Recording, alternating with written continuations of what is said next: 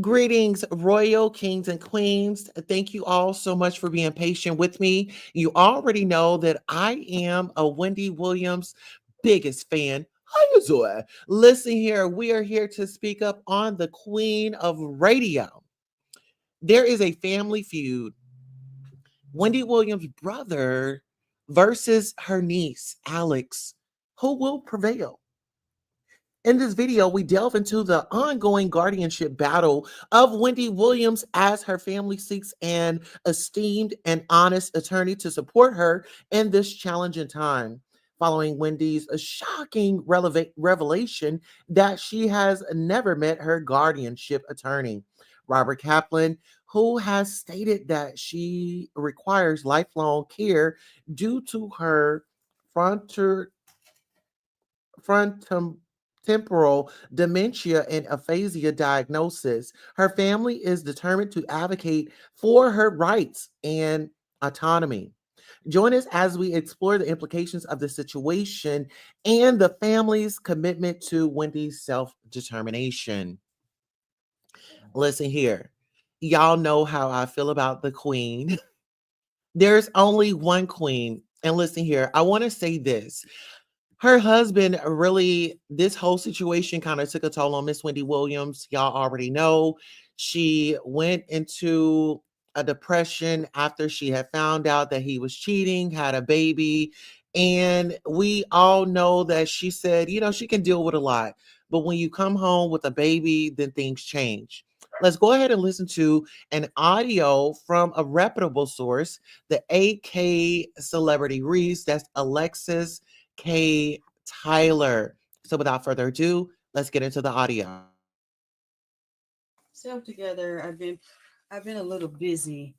Oh, good. I'm glad you can hear me on that phone because I have the other one.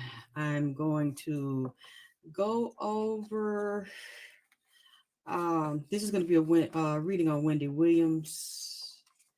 I don't have all the info yet, but I'm just like I said, it's going to be a soft read. I'm going to. I've been watching what's been going on with her while I was working and getting me some much needed rest. I got so much stuff going on over here. I saw her, I heard her voice on the Breakfast Club. I see the first card right here is coming up as the King of Pentacles. So, okay, the third one just popped up is the Nine of Wands.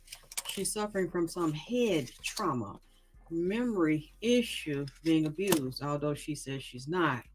There's a young man here I see has rushed in real quickly since she started talking, but there's a King of Pentacles, somebody very wealthy, very powerful, also gang related. He has a gang of people under him. The King of Pentacles has a lot of power, a lot of money. People fear him. Oh, okay. Two of Pentacles just jumped out of here, juggling things. There's another younger man. These people are trying to keep her under control. Okay, there's three younger men that's popping up here. One is the Knight of Pentacles that is also very aggressive and can be violent, but it looks like they are kind of at bay right now, watching her, holding her. There's delusion, illusion, deception. Um, they're working on spinning this narrative, changing what she said, or make it look like he said, she said, like she doesn't know what she's talking about. They have her in the hermit position, alone and jacked up. She does have men checking on her, some younger ones that are watching her. And so one of these might be her son. But she said, oh, wow, they want to tenosaurus her. They want to kill her. She's already been very wounded. It's confusing to me right now because everything I said in 2019 while the Super Bowl was here in Atlanta, Georgia, right before they killed Nipsey, physically killed him, what I said about her was true. She seemed sicker out of her mind at the time, but she's saying she was drugged. Other people are speaking for her, saying that she was drugged. Say inside sources say that she was drugged when she was drinking the tea on the show. That's why she was acting erratic or drunk or passed out when she had the Statue of Liberty uh, outfit on for Halloween, I think, 3 or 4 years ago. And now I heard her. She sounds very clear. She sounds very healthy and very strong. And she's saying she wants this conservatorship or guardianship to be over. She needs to get a reputable lawyer and go back to court like they did Britney Spears and several other people.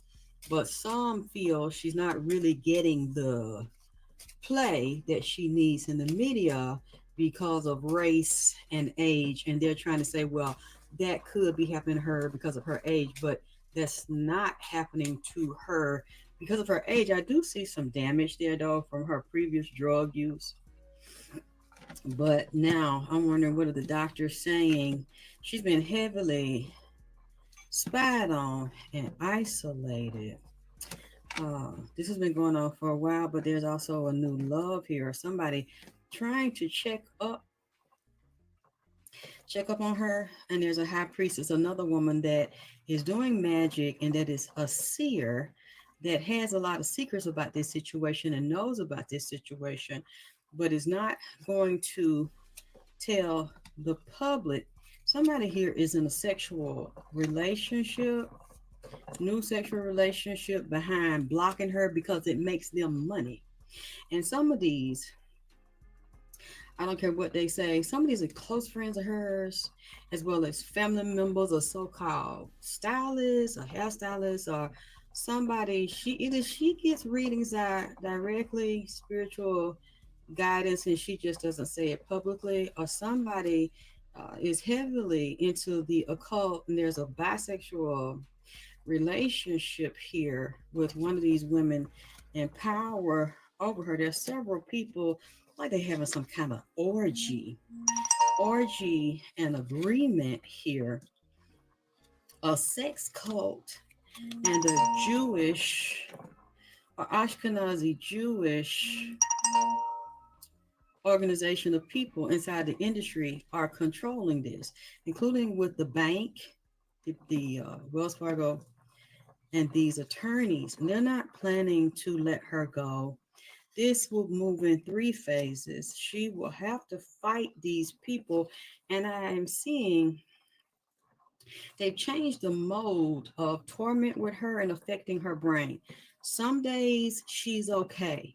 She is talking as if, and Charlemagne is talking as if she's healthy and speaks like that every day. I don't see that she does. They're doing some type of microwave frequency they're projecting in there at her head. She doesn't sleep well, she doesn't rest, she jumps. Sometimes she has these tremors, her nerves are off, where she's just not gonna let you see it, and they're not gonna talk about it. Where she feels like she's not alone, or something's in the room, or somebody's moving in the room. She's under psychic spiritual warfare and psychic attack. She's very sensitive and very intuitive. She can hear and see beings herself. And I said that before, and that's what makes her even crazier. It's a female. It's a black one. Might be a couple of black ones. It's two black men. And her husband, dirty as hell. He's always been in this with these white people. They done made a deal with him. But see, this is the thing. She made a deal with him first. Wendy is devilish as hell. She knows their sacrifices, and I've said this before, and I don't care what you say. She has sacrificed women, done human sacrifices. She's let that husband she was with sacrifice some of them women's that he was fucking.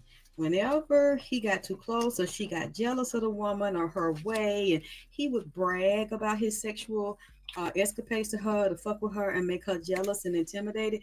He has a problem with putting his hands on women and beating them.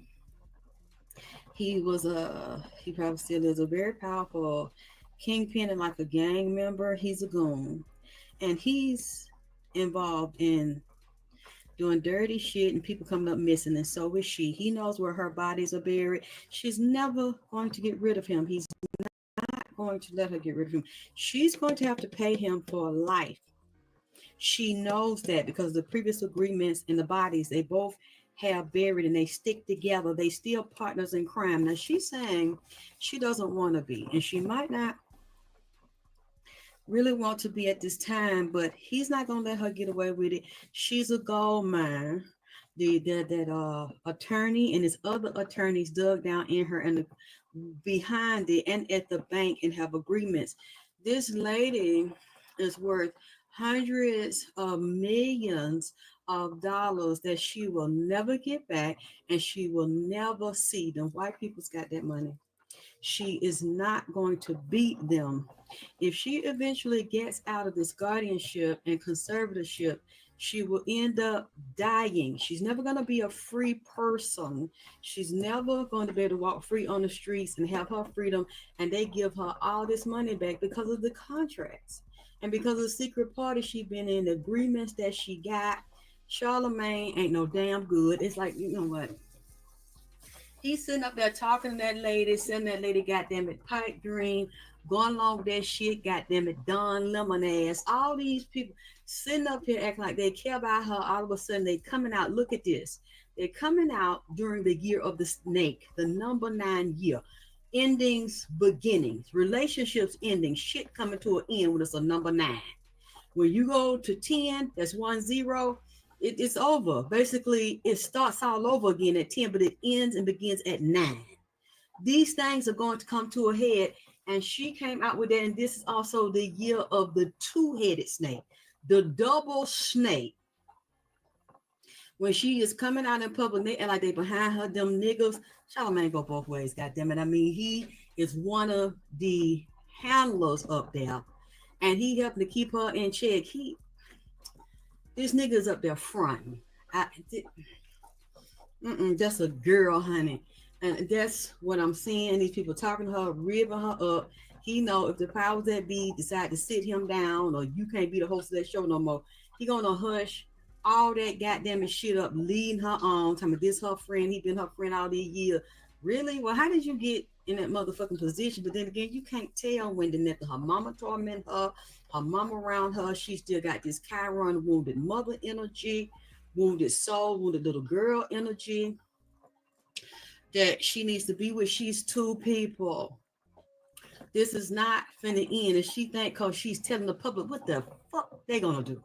You think that this white woman, this lawyer who I keep hearing is Jewish and a part of this whole cabal, they give this lady permission and sick this motherfucker on people. Do this has done this so many times, and people end up dead fucking with this lady and trying to get away from her, not because she's powerful by herself, but because the power that be have given her power. She's a member of the society, the high society, liar coin, and all them up in the music game. All them people is hooked in together. She got this whole file.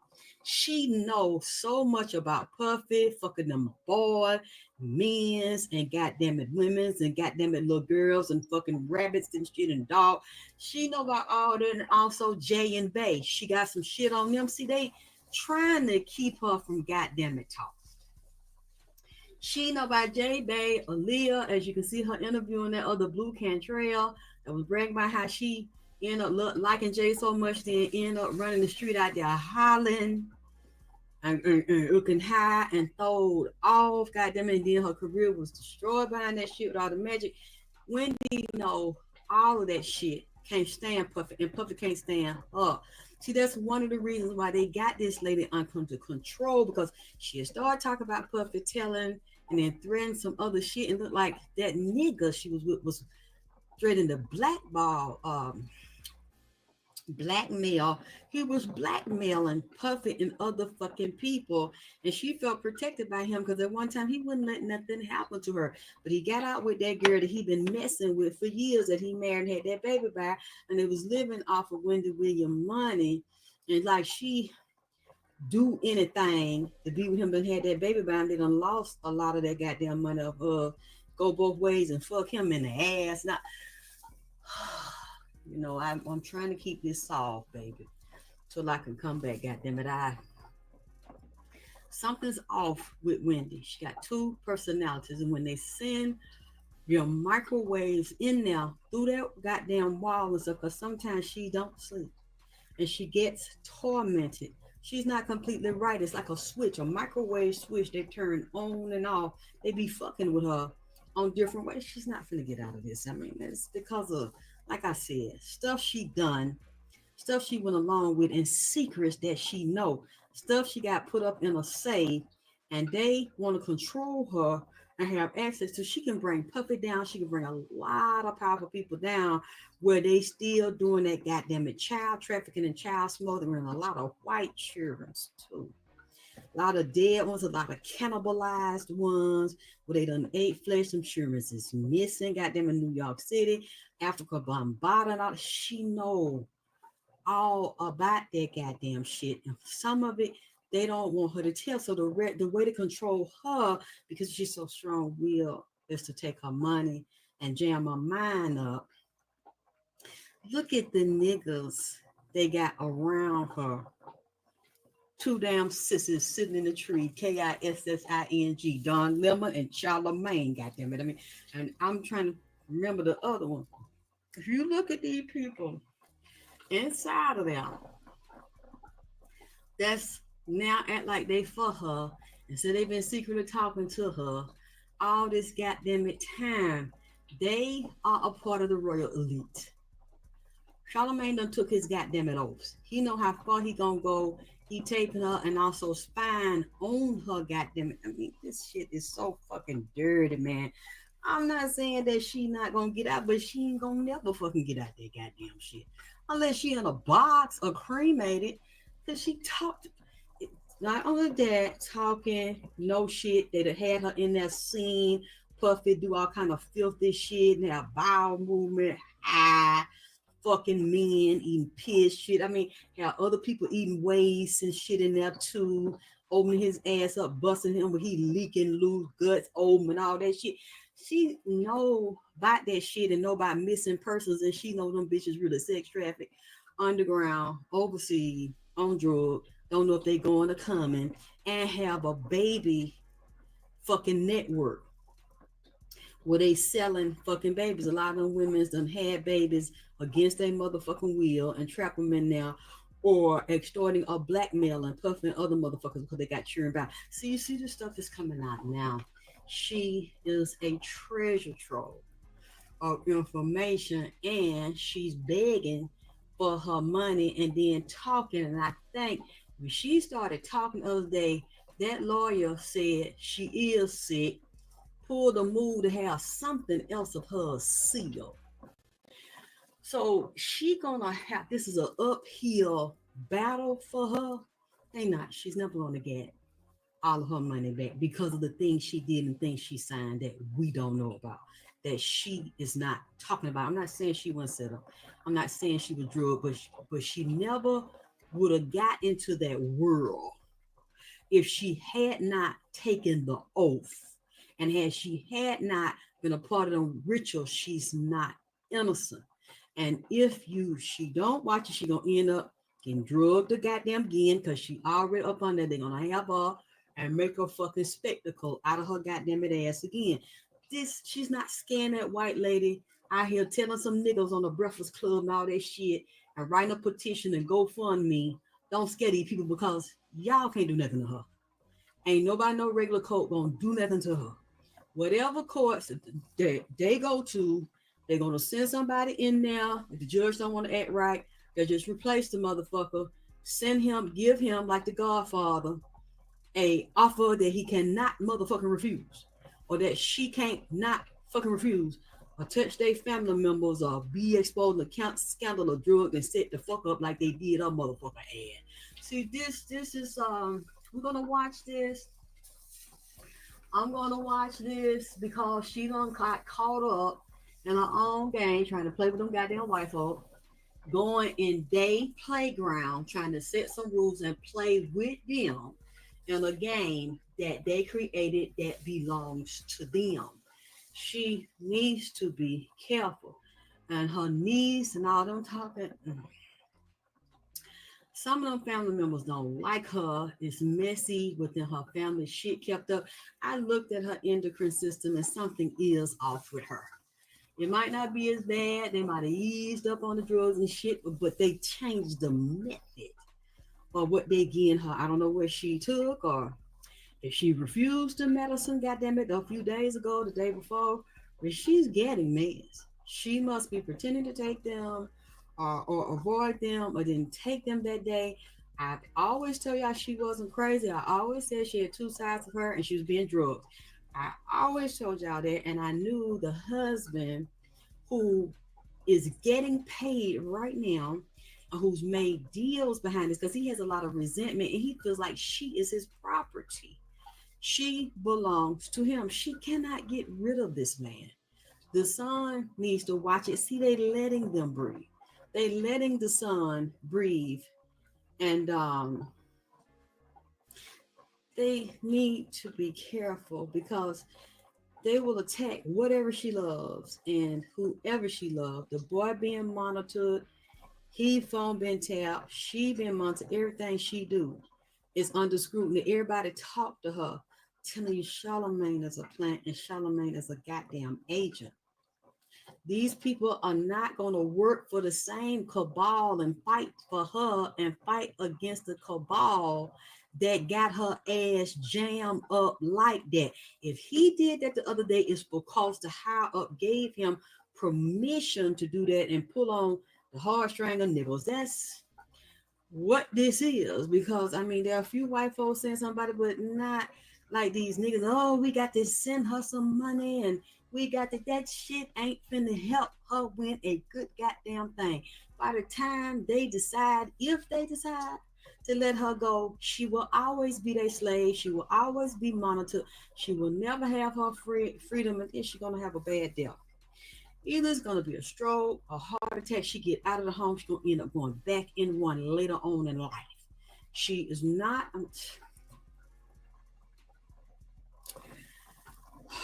They're gonna like they saying now, you know, it's her age and all that shit, and that's what she said. You know, I'm still young, and says, okay, she is still attractive. You know, she built up funny, goddamn it. I mean, to me, but that don't matter. They'll put it on that. Something else gonna happen to her. She's not gonna walk away. She can talk all the shit that she wanna talk. You find that shit. You in that shit. That white lady is not finna back away from 600 and 700 million that they got her under with Wells Fargo and on jam. Is you sick? And white folks ain't finna give her all that. It's like the same way they did the lady from the Matrix, the black lady from the Matrix. It's so many millions they owed her. The whole system would have shut down. But she never signed no oath with them. But they wanted to take her shit.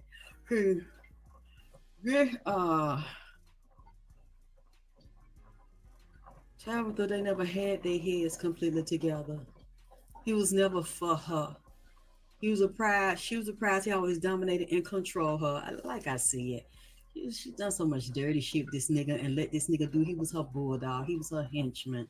Care what y'all say. Both of them in that shit together. He was always manipulating, abusing, and controlling her. They were never buddies. They were never together. He was never in love with her or none of that. He wanted the power and he knew she was a motherfucking cash cow. She was down with that shit on that powder, drinking. Wendy was wild as fuck. You couldn't tell her goddamn it ass. Now this other lady is coming up as the Queen of Swords, just like Wendy. This lady, they bumping heads. They got her bound up. She can't do nothing about it at this time. It's like it's a wheel of fortune for them. But this season is coming to an end. They got her out in the cold with no goddamn money up there motherfucking begging. This man is promising her another older man. He gonna help take this forward for her, help her come out on top. They fighting and arguing right now. The family members and shit, where she like they so close, they not. They fighting behind the scene, trying to put this shit together. Somebody telling her one thing and behind her back doing another in both camps. Got they one foot in one camp, her camp, like they down for her, and in another camp, it's a lot of jealousy, greed, and competition here. And if she ain't got no lover, like somebody trying to be her lover, Wendy to get close to her to get access to her motherfucking money and then set her up and watch her at the same time and have her slightly drugged. The son, she loves her son. She looks up to him. He's like the light of her life. I don't see that he wants to hurt her, but it's a heavy bondage because she's trying to get a new beginning and new opportunities. I don't know if she's trying to work on getting another documentary put out or somebody saying, we're going to do this. We're going to put the real truth out this time. I don't know if that's what she wants. That's what she's working on trying to do and have her son speak on her behalf and the niece that she real close to. I think that white attorney is trying to block this because they do what they can to make it look like it can happen. I just don't know if it's getting ready to now because I don't know if a major network is going to pick her up. But when they picked it up, the way they depicted the lawyer tried to sue them, and they said it showed signs that she was abusing Wendy, and it did. This cycle is going to come to an end, and I don't know which one it's coming for, but it's Ace of Pentacles. It's coming for money and opportunity, but when I don't see it, she's not getting all this money. It's other people making money off this lady misery. It's a lot of narcissists involved here and jealousy and competition. She's doing her best trying to even out the scales. Another lawyer here is involved.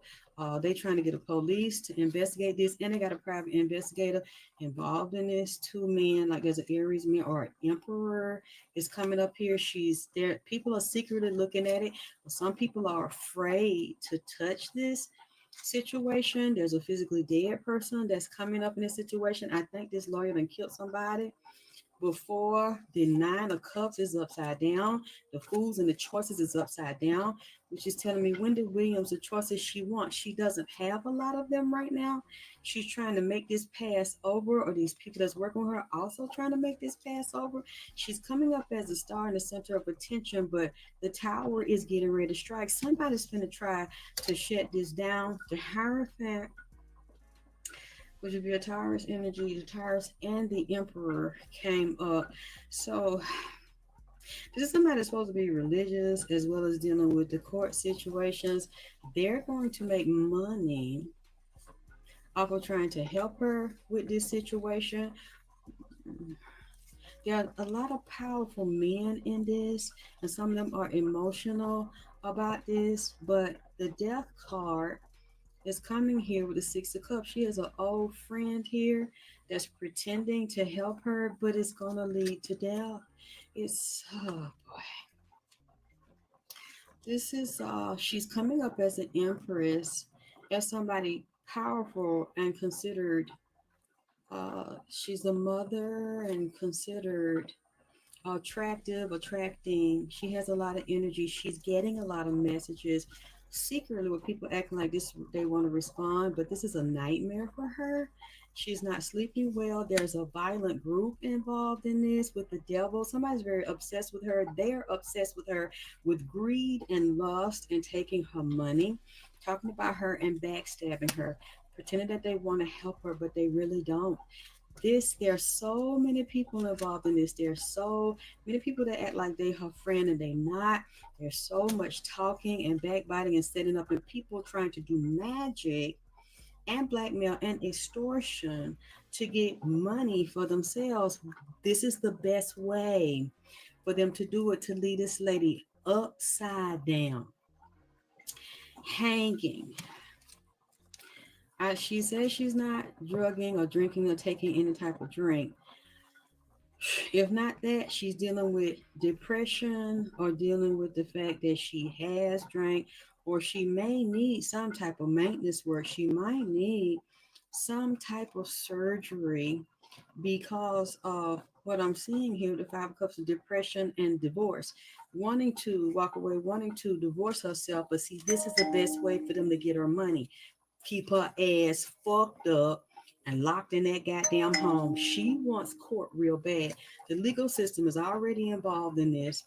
They're not, one of these ladies, this lady's coming at the Queen of Pentacles, this lawyer, she is not interested in taking this back to court or having a hearing. She's trying to shut this shit down real hard because by keeping her jammed, that's how she makes the money. Her and these other people involved. This is a three-way relationship, and they arguing and fighting. It's a lot of heartbreak and pain. I mean, I would have to spend more time with this.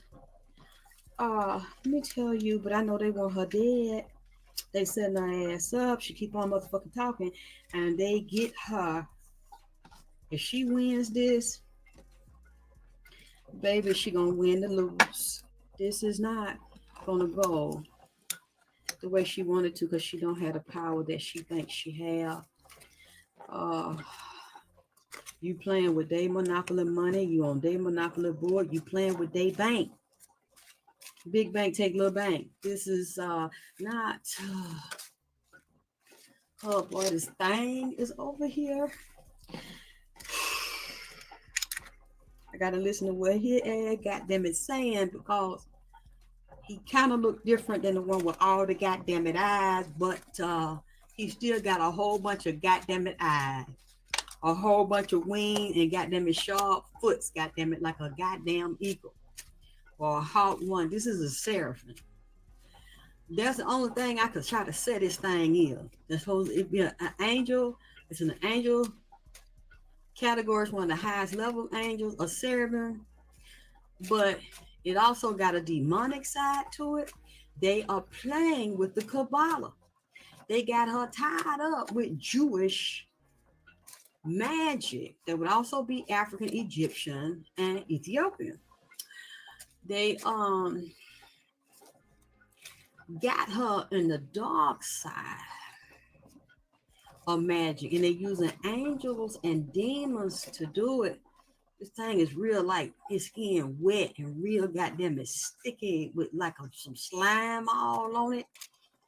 It's a male. He talking to me.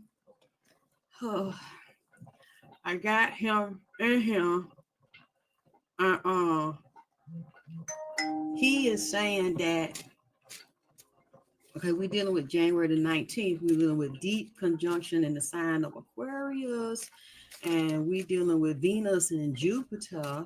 So y'all gotta watch people coming to y'all like sensual, want to fuck, want to tell lies, want to put their weaknesses on you, their strengths on you because they out of balance, emotionally, psychologically, overeater, overfucker, over liar, or how you be dealing with. You want to back up because you're gonna get tricked and caught up in whatever their vices are.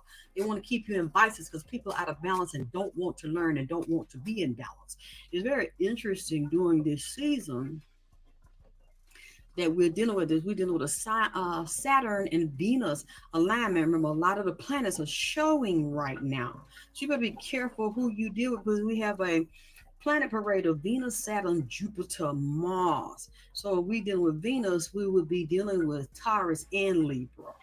And we're dealing with Saturn. Old man Saturn is a teacher, and Jupiter and Mars. I will get into those later, but January 19, 6:53 a.m., Venus and Saturn will be in deep conjunction in the sign of Aquarius. This energy of time will be intense. See, we are dealing with, and it's today, is right now. very intense energy. So you better be working on yourself and dealing with yourself. And I see now this is the year of the snake, but the year of the two-headed snake. Okay. 225 is the year of the wood snake in Chinese zodiac. I think it starts January 29th, 2025 for the Chinese New Year, but it's a double-headed one. It says, according to the Chinese zodiac, 2025 will be the year of the snake. This engraving of the double-headed snake in Vermont found as a front piece of an essay of a natural history of Guyana. So we need to deal with that, like this double-headed one, this two-sided one that I see slithering into 2025, and the trickiness of it and the duplicity of it, but the wisdom and the knowledge of it. So it's also going to be crucial about how Wendy Williams, how she plays this game, but she got too much interference and too many enemies around her. I see the three. Here we go again. Coming up again. I just shuffled the three of swords. Love, disappointment, and love relationship. Two of cups. Page of swords. She's being spied on, and the high priestess here, and the fighting. There's a lot of fighting, and the lovers. Somebody close to her. If they not fucking her, or trying to get close to her, they fucking somebody close to her to get in with her. A family member or a friend or somebody dealing with an attorney or at that motherfucking bank. Setting her motherfucking ass up.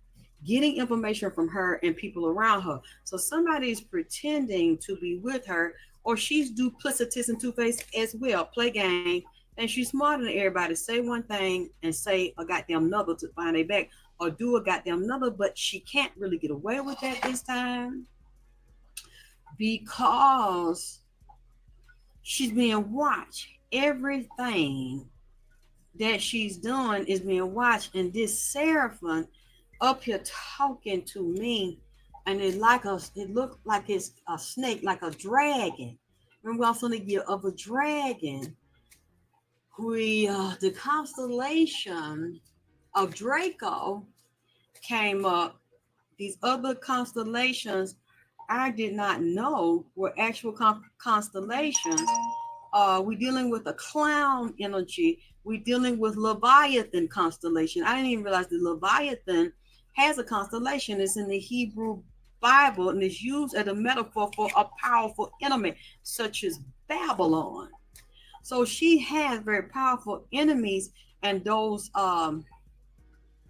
Leviathans are coming out. And then the movie Hellraiser.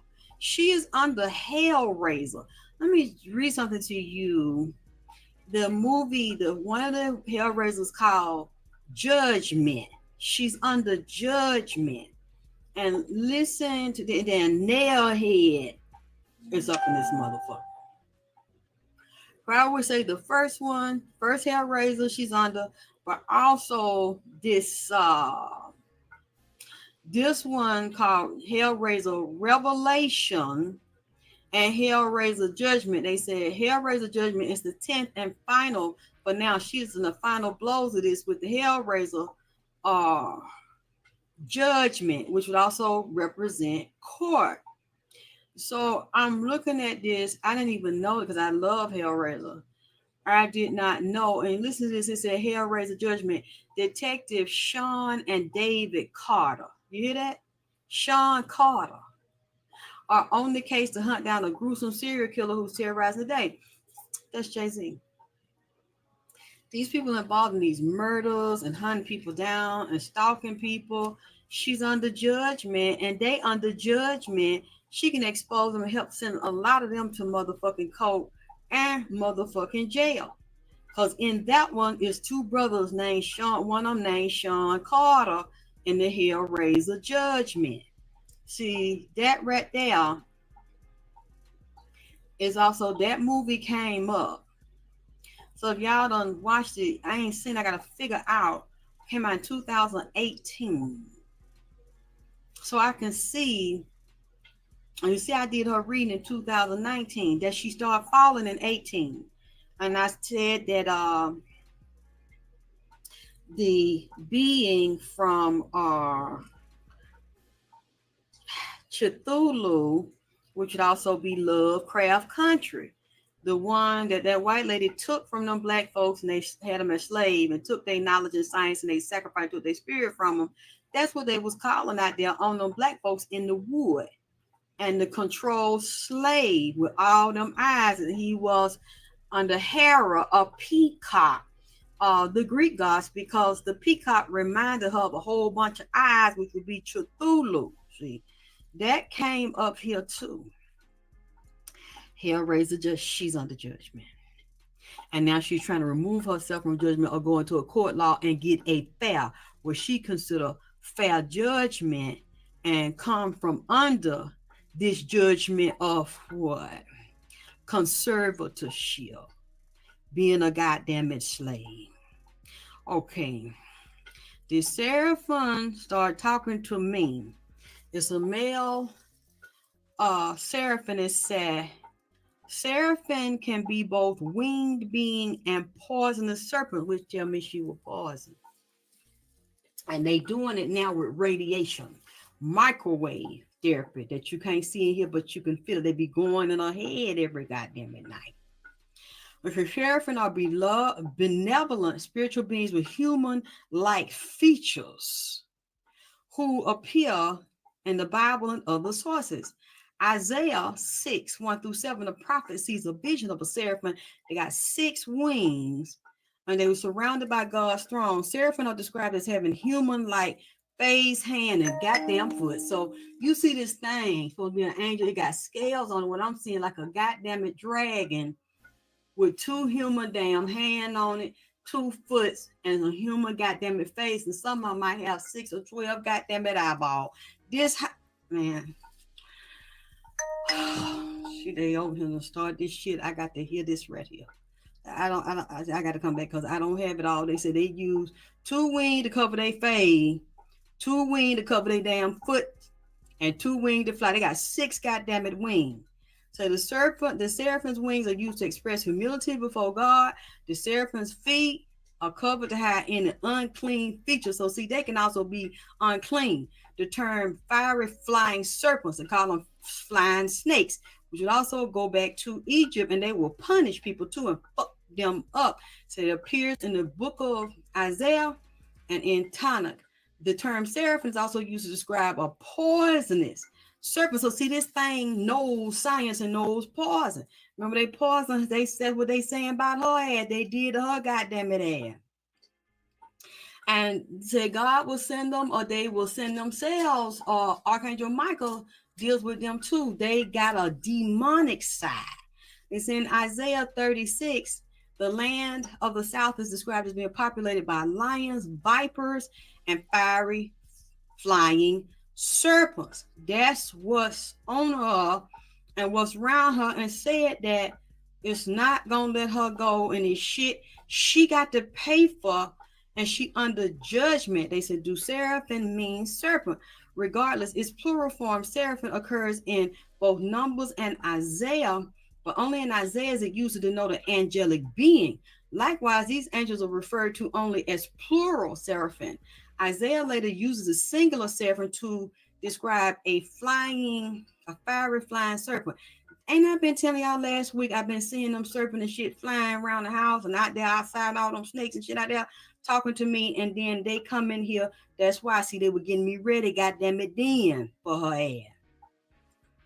Cause they over there fucking with her, and they have reversed the mirror. This thing said it's a double mirror and a 2-edged sword, where they have turned the magic on her upside down through the what do they call the dark side of the tree?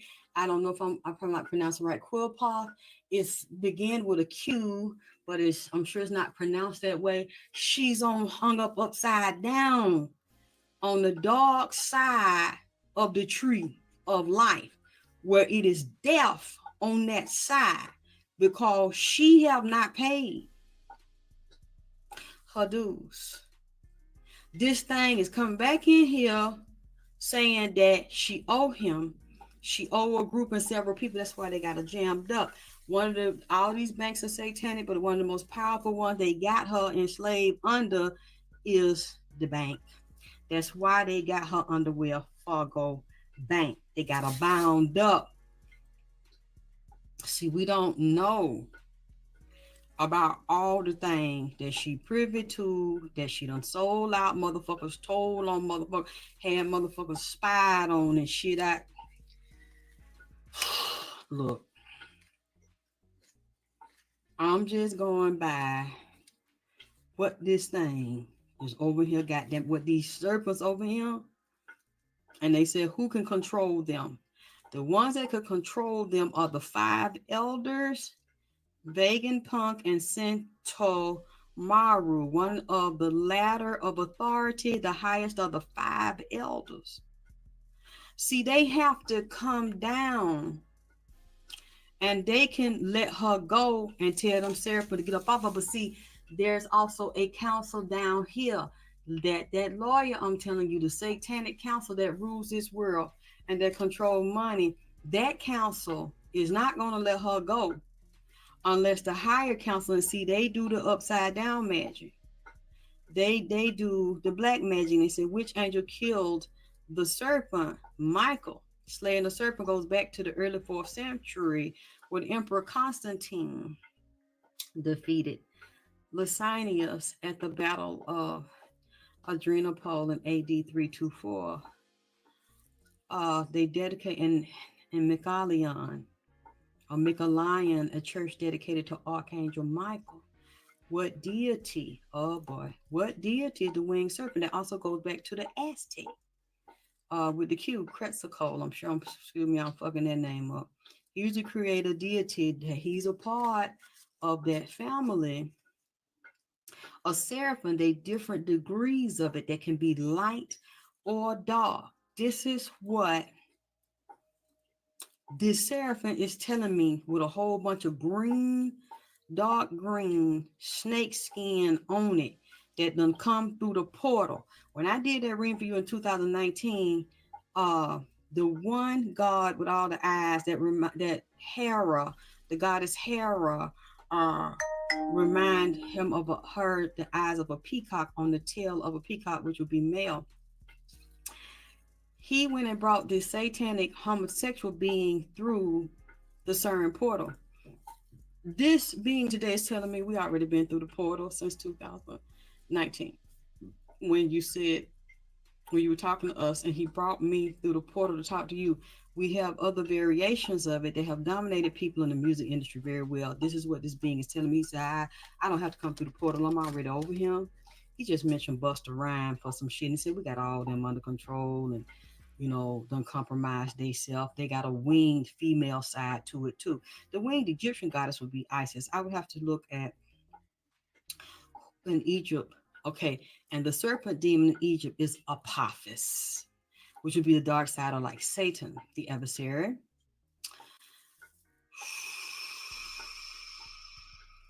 Who is the winged snake god of Egypt? Wajet. Wajet is a form of a winged cobra depicted in the tomb of Nefertari above Anubis, jackal-like, which would be tricky, which would be the dog, which goes back also to Sirius. The Egyptian word YSD signifies blue and green. It's also the name for the well-known eye of the moon. Wajet was usually depicted as the Egyptian cobra, a venomous snake. Didn't I tell y'all these snakes were down here? God damn. And now I'm seeing we in the year of the snake, the wood snake, and now we in the year of the double heads. God damn it, snake. See, this is confirming what they were telling me and about the drones. And there's a female demon here. There's the male demon here. I'm talking to the male that is talking about Wendy. A lot of times they'll put the opposite on you. She's very strong and she's very masculine. So see, they put a male on her. And it's dealing with the dragons of heaven and the flying serpents. I'm gonna take a break. I need some air. There's too much on me, goddammit. This being is here. I'm gonna let it stay here because I want to hear what else it has to say. She's not out of the woods like she's telling y'all. She sounded real good. I ain't gonna say she did. But if she sounded that good, why they won't let the lady out of this goddamn bondage and shit, and this lawyer won't let her out of it? It's too expensive. She's not just gonna give her freedom like that. The snake said, right now, I'm not finna do it. He said, this is a part of her karma. This is a part of her experience. I'm not saying one day she won't get out of it, but when she get out of it, she gonna still be in it. Her health ain't gonna be right. Her life ain't gonna be right. She ain't gonna just be able to get out of it and move the fuck on and get all her money. They're gonna keep her tied up in suits and then whatever she judgment get it, she ain't. They're gonna have to go back. They're gonna keep her playing games, you see. This what the fuck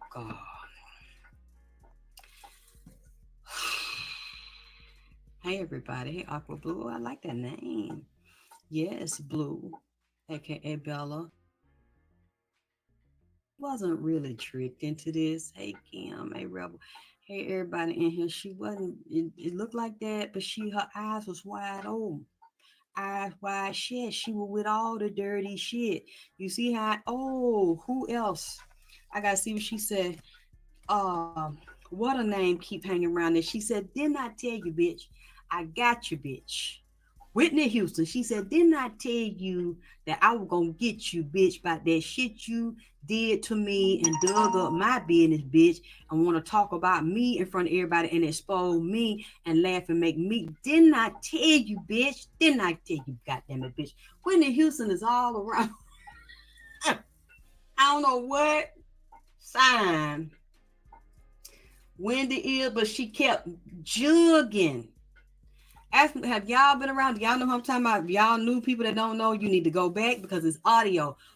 Wendy kept jugging at Whitney, calling her junkie and shit, and laughing and embarrassing Whitney. Y'all remember that? Anybody in here remember about that shit right there?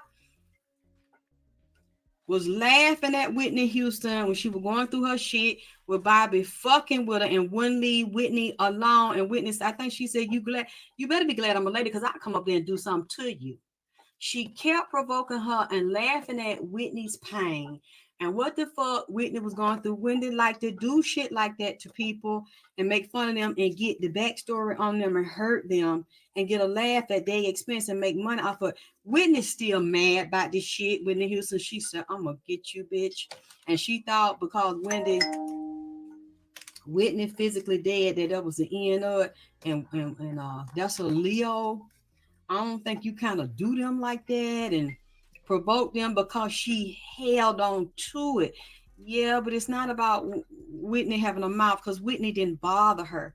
She bothered Whitney and got Whitney on that radio and started making fun of Whitney Houston in front of everybody and about her drug problem and laughing and all that shit. And when Whitney did not provoke her, she provoked Whitney. She kept doing just giggling at that lady's pain and shit. And yeah, Whitney, yeah, that what I heard.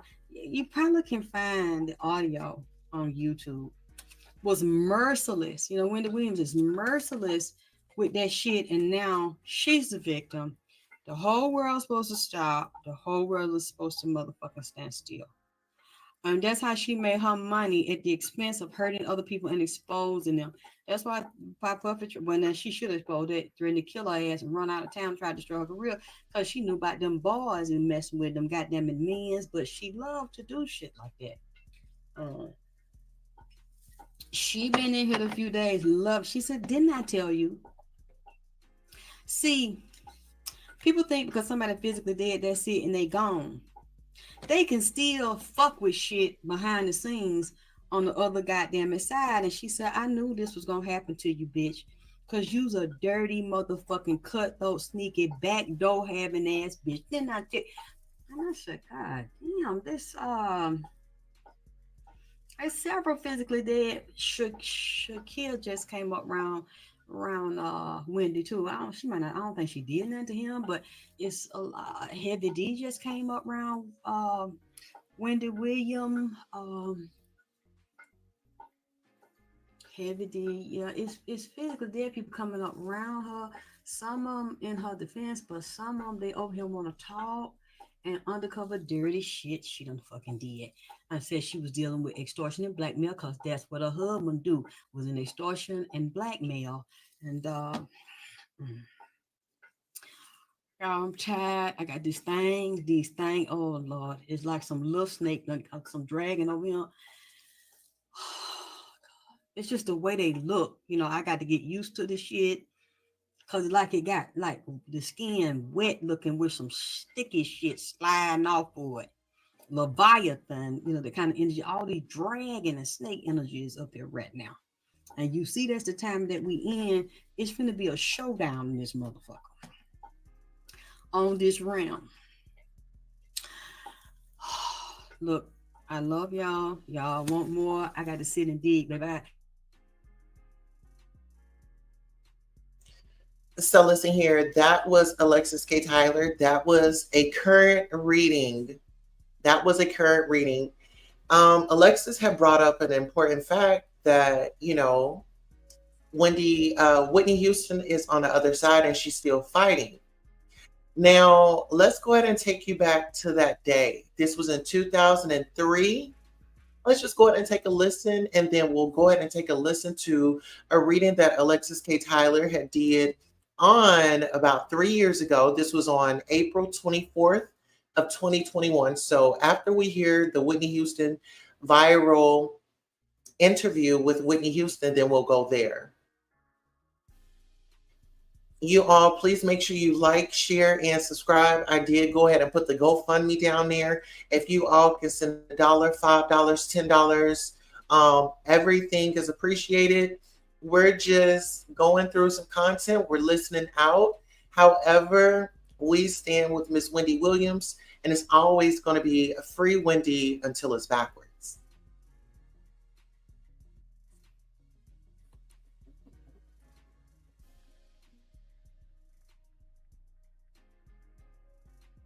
So I'm just waiting for the phone to ring. I said she's going to be calling. Some of you are probably like, well, I know what you're saying because I've gotten your faxes. Why hasn't she come into the studio? Just calm down. So there's some things that perhaps it's just better that we just talk on the phone. Art, I hope you're ready with whatever kind of extra buttons you have to be ready with. If you leave the room while I'm talking to Whitney, we're going to have to fight. Okay, I'm here. Okay. With your finger on the pulse of the curse words. Oh, Whitney's there. Well, you mean Whitney? Yes. All right, you guys. First there was Mary J. Blige and J-Lo and Mariah Carey. Who else did we talk to that we thoroughly luxuriated in that we, wow. Some of you might say Janet, but not the same. I don't know why, but I could take that or leave it. I would love to have it, but if I didn't have it, damn. Oprah just celebrated her 49th birthday yesterday. I idolize her. But even Oprah, like, it's not the same. Take it or leave it. You know what I mean? Okay, let's go in. Whitney. Wendy. Oh, my gosh. Oh, my Lord, have I waited for this day? Have you? Well, yes, I have. Haven't you? Whitney. Yes, dear. Absolutely. I know it. I don't believe that I've ever met you in my entire career. Ain't that something you talk about me all the time? And you are top billing. Is that why you talk about me all the time? Absolutely. You don't even know me. But here's the thing. I talk about you in two ways. In the way that the media talks about Whitney. Yes. But I always talk about you as being one of the greatest voices of our time. Mariah Carey is another one. You two do two separate works, but you have a voice that is just unbeatable, Whitney. I love you, and I thank you for that. I really do, because I know, in spite of everything, you play my records. I do. I know that. And I also feel like you and I have something in common. We do. Well, yeah, besides the, the motherhood thing and, okay. and so on and so forth. Whitney, your new CD is out now. Yes. The first week it did very well. It's not doing quite as well right now compared to perhaps what the record label thought it would be doing. Well, it's never what you thought I should be doing. Okay. It's never what you think I should be doing. It's never what you think you say I'm doing. It is what's going to happen. You see what I'm saying? I don't want my album to peak too quickly. I don't want it to peak too quickly because I want to go through the summer and the fall. Okay, I understand. So there is a plan. Okay. You understand what I mean? Like you set your schedule on a day-to-day basis, or who you going to talk about, how you going to talk about them? Yes. Well, that's how I do. So we love the song, the Dear John letter here on the show. Yes, ma'am. And speaking of letters, you no longer have to write to Bobby. Bobby's out of jail. Bobby's back home now. Yes, baby. You get all the info, don't you? You got the 411. You should know. I want to make sure that I have all my stories straight. Yes, baby. He's home, well and intact. Do you regret Diane Sawyer interview? No, why should I? Well, it didn't exactly show you in the best light. You don't think so? Well, you know, Wendy, you don't show yourself in the best light. People still listen to you. Yeah, but I'm on the radio every day. Yeah, we just don't get to see your face, but they should know what you look like. I understand that, Whitney. Perhaps one day I will have a TV show, but in terms of what I do, when I'm not shown in the best light, I guess one of the best things that I love about my career is that there's always tomorrow to come back. See, and I love about my career is that my music speaks for itself. Yeah, well, it does. You know what I mean? So, I am the second most interviewed behind Monica Lewinsky in the history of interviews. I'm surprised you're second to her. I mean, as far as... You know what I mean?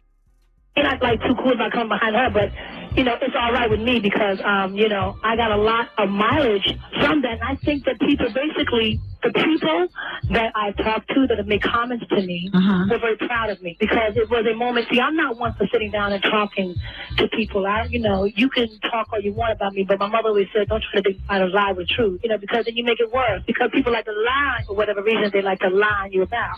Right. However, I thought that it was a major step for me to sit with Diane Sawyer, the biggest interviewer in the world, and talk with her and give her what basically I thought I could give, you know. And I think people enjoyed that, seeing me and seeing me growing and being a spiritual person, and that I have a family that loves me and cares about me and protects me. And that was the idea, Wendy. Yeah, no, it was very entertaining. You thought it was entertaining? Yes. Ah, you're funny. Yeah, I mean, please, me and everybody, we were all watching together. I recently... There were some very funny moments. Yeah, well, yeah. From start to end, it was quite entertaining, Whitney. Well, I'm glad you entertained because you watched it, didn't you? So Whitney, as far as you stand with drug use, is there drug use going on at this present time? Who are you talking to? To you, Whitney. You. No, you're not talking to me. I'm a mother. Only my mother has privy to that information. You talk to your child about that. Don't ask me no questions like I'm a child. You talk to your baby about her, what she gonna be confronting and what she got to deal with. And don't ask me like I'm a child, because I'm not a child, Wendy. My child is a little boy, and I will talk to him about drugs. Talk to him about that shit. Don't talk to me about that shit. But listen, Whitney, I will talk to my son about drugs because I have been where the world speculates where you are, which is I was a full-blown cocaine addict. So that's your problem, not mine. Move on. Well, you know, that was my problem, Whitney. You helped yourself. Did you ask God to help you? And no, I managed, thank God, because I have a good man. And so thank God I was able to just rise up above it and quit. And all I asked, okay. And you on Diane Sawyer also mentioned that you'd want to see receipts behind the drug use. Which, man, if I spent that much money, somebody better give me some receipts so I get a tax return. Well, speaking of spending money, so recently I was hearing that you were trying to trim the budget, which, by the way, Whitney, I thought that this was something very... Where the hell do you get your information? Who's calling you and telling you? Well, I got this story from a gossip named Steve Hers. You ever hear of him? No. Well, like you said, gossip. Yeah. Steve Hers is a West Coast correspondent, and I communicate with all the different gossips. It's what we do, you know. You guys all get together and have a gossip lunch, huh? Something like that. Anyway, Whitney, they're saying that you're doing some massive budget cuts. I'm doing massive changes. And you know what? Yeah. I wanted to let you know that this is something I think is good. This is a good Whitney thing. You like it. You approve. Yeah, Whitney approve. Oh, Whitney, please. Listen, they were saying that you cut your mother's See, you don't know what the allowance. You don't make me curse on the radio. I'm trying to be, come on. Well, Steve was saying it was from about like $1,600 a week to about $500 a week. I want you to kiss my Okay. He and also so can anybody else ever think I'd do that to my mother, you low down dirty. He also was letting me know that Michael, Gary, and your sister Donna, who run your Nippy company, are also experiencing the slashes across the board. They were saying that you have a 24-hour-a-day bar on site at your studio that you're now cutting down, and you're not making your personal chef available to people to just come up in your house and just order food and stuff. I think that's all good. When did that ever happen? I don't even know what the you're talking about. Well, I have no idea what you're talking about, Wendy. how is Bobby Christina doing? Growing and being a beautiful young lady that God sent her here to be. Yeah, she's 9 now, right? Yes, she is. When your husband was incarcerated for those few days, what types of things do you tell her concerning, like, do you say, like, daddy's away visiting Boston? I don't really talking to a retard. She's a sped patient. She's a child who has intelligence. Okay. My child is smart. No, what I talk to shush your mouth. I talk to her like she's an intelligent human being, okay? And I give her just as much as she can handle for a 9-year-old because I'm her mother, okay? And that's how we deal with it. Never mind what I told her, but she know the deal. Well, a lot of parents whose spouse or what have you goes through something, particularly because that was only 8 days, would have either taken them out of school for the 8 days or taken them away from watching TV to, see headlines. I do what I do to protect my daughter, Wendy, just like you would do to protect your son, okay? All right. You are very defensive, Whitney. I have to be, Wendy. You talk about me every day. Well, Whitney, every other day. Whitney, you keep yourself in the headlines. No, Wendy, y'all keep me in the headlines. I mind my business. I try to maintain what I got. I want to know what I'm doing all the time. I don't give a shit about what you're doing all the time. As long as you're healthy and God is blessing you and you're doing the right thing and being a decent person, I can handle that. When's the last time you talked to Robin? About a week ago. Because I know that you and Robin were girlfriends from when you were growing up. And we're still friends, girl. Okay. Will she be working back with you, or is she still... Wendy. What's Robin not doing anything? No, Robin don't work for me. She works for me now. Moving right along. Okay, so our king of R&B, is he working on an album? Bobby, is Bobby working on an album? Yes, ma'am. When do you think his album will be out? Very soon, Wendy, I'm sure. A numerologist came on the show the other week. Oh, hell. And we ran you guys' numbers. And for what it's worth, the numerologist said that you and Bobby are so right for each other. Honey, he's so right. He's never been more right in his life. That's the most rightest thing you ever said. Yeah, thank you, Whitney. How's your father doing? Not well, Wendy. Yeah. His partner, Kevin Skinner. You don't want to talk about him. Moving right along. And I didn't talk to him, Whitney. I don't want to talk about him. He's not my friend, okay? Okay. You want to be my friend? I like to be your friend, I think. Well, you're so defensive. Is this how you treat your friends? No, but you're not my friend. You just said you want to be my friend. That's what I want. See? I want to be your friend. When's I'm not saying I am your friend. When's the next time you're going to hit the big screen? I'm working on it, baby girl. I'm working on it. I got some scripts today. I'm going to read on them and look at them, but you're not very careful about the movies I do. Mm-hmm. So, it's just a matter of time. Great. So how long do you think that you're going to be, how long will it be between albums? Have you already started mulling over in your head when your next album's going to come out and what kind of material you're going to be working with? Yes, I am, as a matter of fact. Have you spoken to Brandy since she had her baby? Yes, I talk to her maybe every week. Wow. Yeah. I mean, because the kind of money that you have is like, beyond most people's imagination. When dear friends like Brandy have babies, do you actually pick out a gift for them, or do you send like an assistant to? No, I pick out my gifts, darling. People are personal to me. I pick my own gifts out. What did you get for Brandy? I got her a silver rattle that Tiffany rattle, and I got her picture frame that has my name and Bobby's name on it, Auntie Whitney, Uncle Bobby, and Cousin Chrissy. And, it's like a family thing, so that the keepsake for the rest of her life. Do you ever do simple things like go to the grocery store? Yeah, I was yesterday pumping gas. Yeah. And what kind of car were you putting the gas in?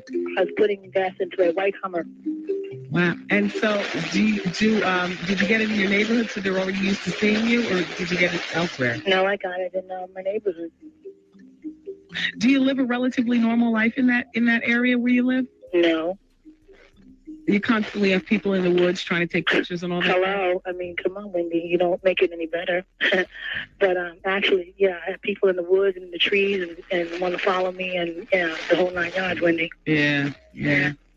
So when it's just you and Bobby Christina in the house, the three of you, who is part of the staff of your house who's always there as well, besides... Jesus.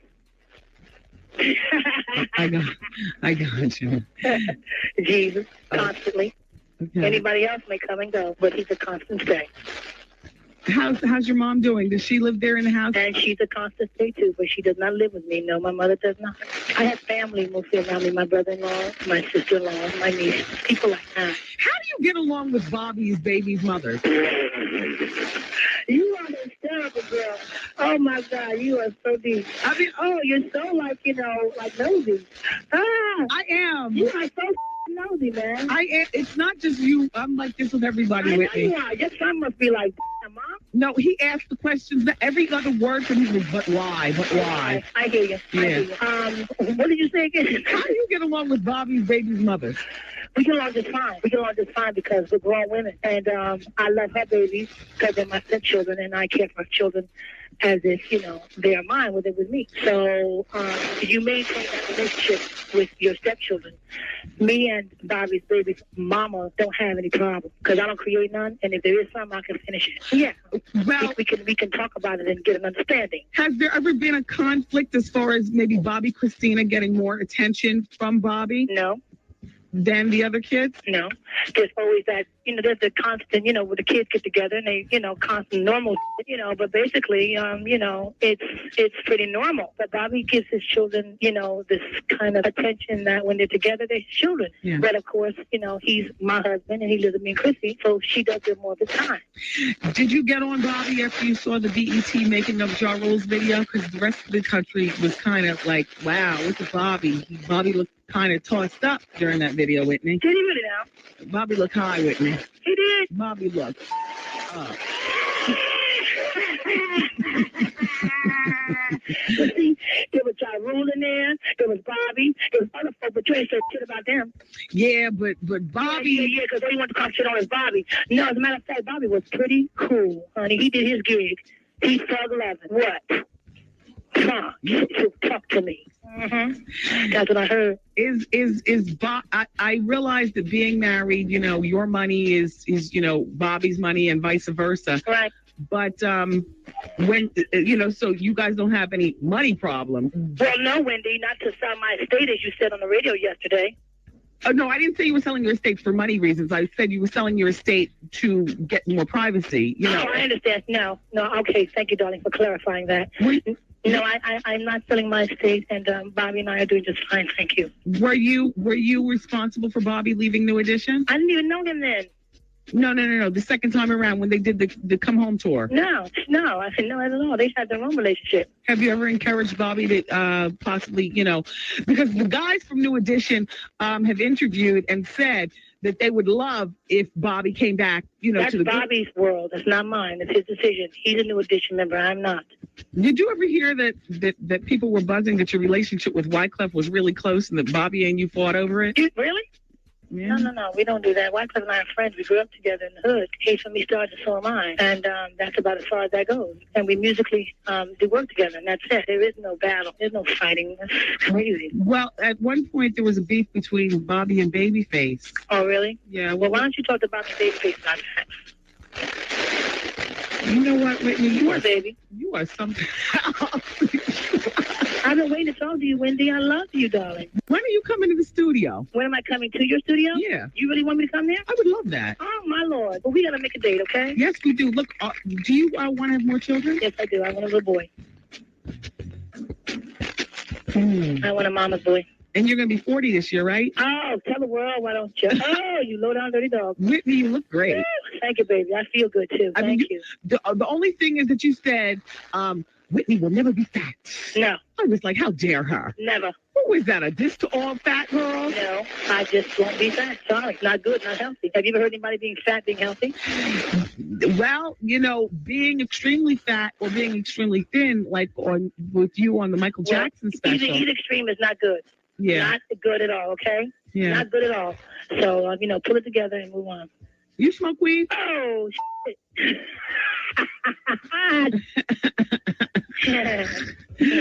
Mariah Carey was on the show and said that she loves you more than ever. I love that little lamb chop. And I just wanted you to know that. I love that lamb chop. She's my girl. Have you, yeah, she is nice. She's very sweet. She was here like 2 weeks ago. Yeah, she's the bomb.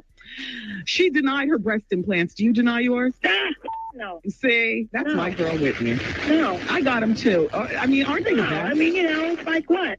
I mean, if you're going to go for it, go for it. You know what I mean? Do you ever wish that you got them bigger? No, my husband loves them. Yeah. He loves them. Yeah. They sit nice. They're very well proportioned with you. It's just that at one point when you lost so much weight, though, they did look like two baseballs on a stick. Yeah, they look really weird. Yeah. I'm sure that when you look at yourself in the mirror, you have some reservations about your looks, too. Absolutely. Absolutely. I know how you look. What? Come on, Wendy, come on, baby. Do you keep in touch with Eddie Murphy? I know you guys were. No. Now, is it that you were showing respect for your husband because you and Eddie dated, or that? Yeah. Oh, got you. Well, to me, that's how it's supposed to be in everyday life. You know what I'm saying? When you go on and you marry. Come on, Wendy, he's a married man, I'm a married woman. I mean, we see each other, we speak to each other professionally, and we take about it. Yeah.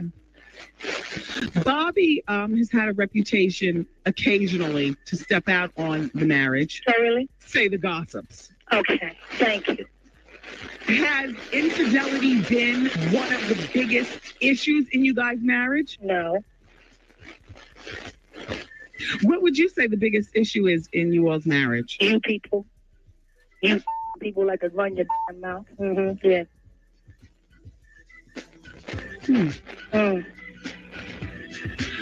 If you could take back anything that you told Diane Sawyer, what would it be? If I could say something that I didn't say, okay, I wouldn't tell anybody that got a problem with you to kiss my. And I love you, but I don't live for you. I don't live for you. You talk about me. You call me out my name. You make my mother call me and ask me questions. You make my father sick. You make my brother sick. You make my child hurt. You don't talk about me like you know me. You never see me in your damn life. But you talk about me. That's not right. There's a limit to what you can say. And if I was really like back in the day in New York, I'd meet you outside.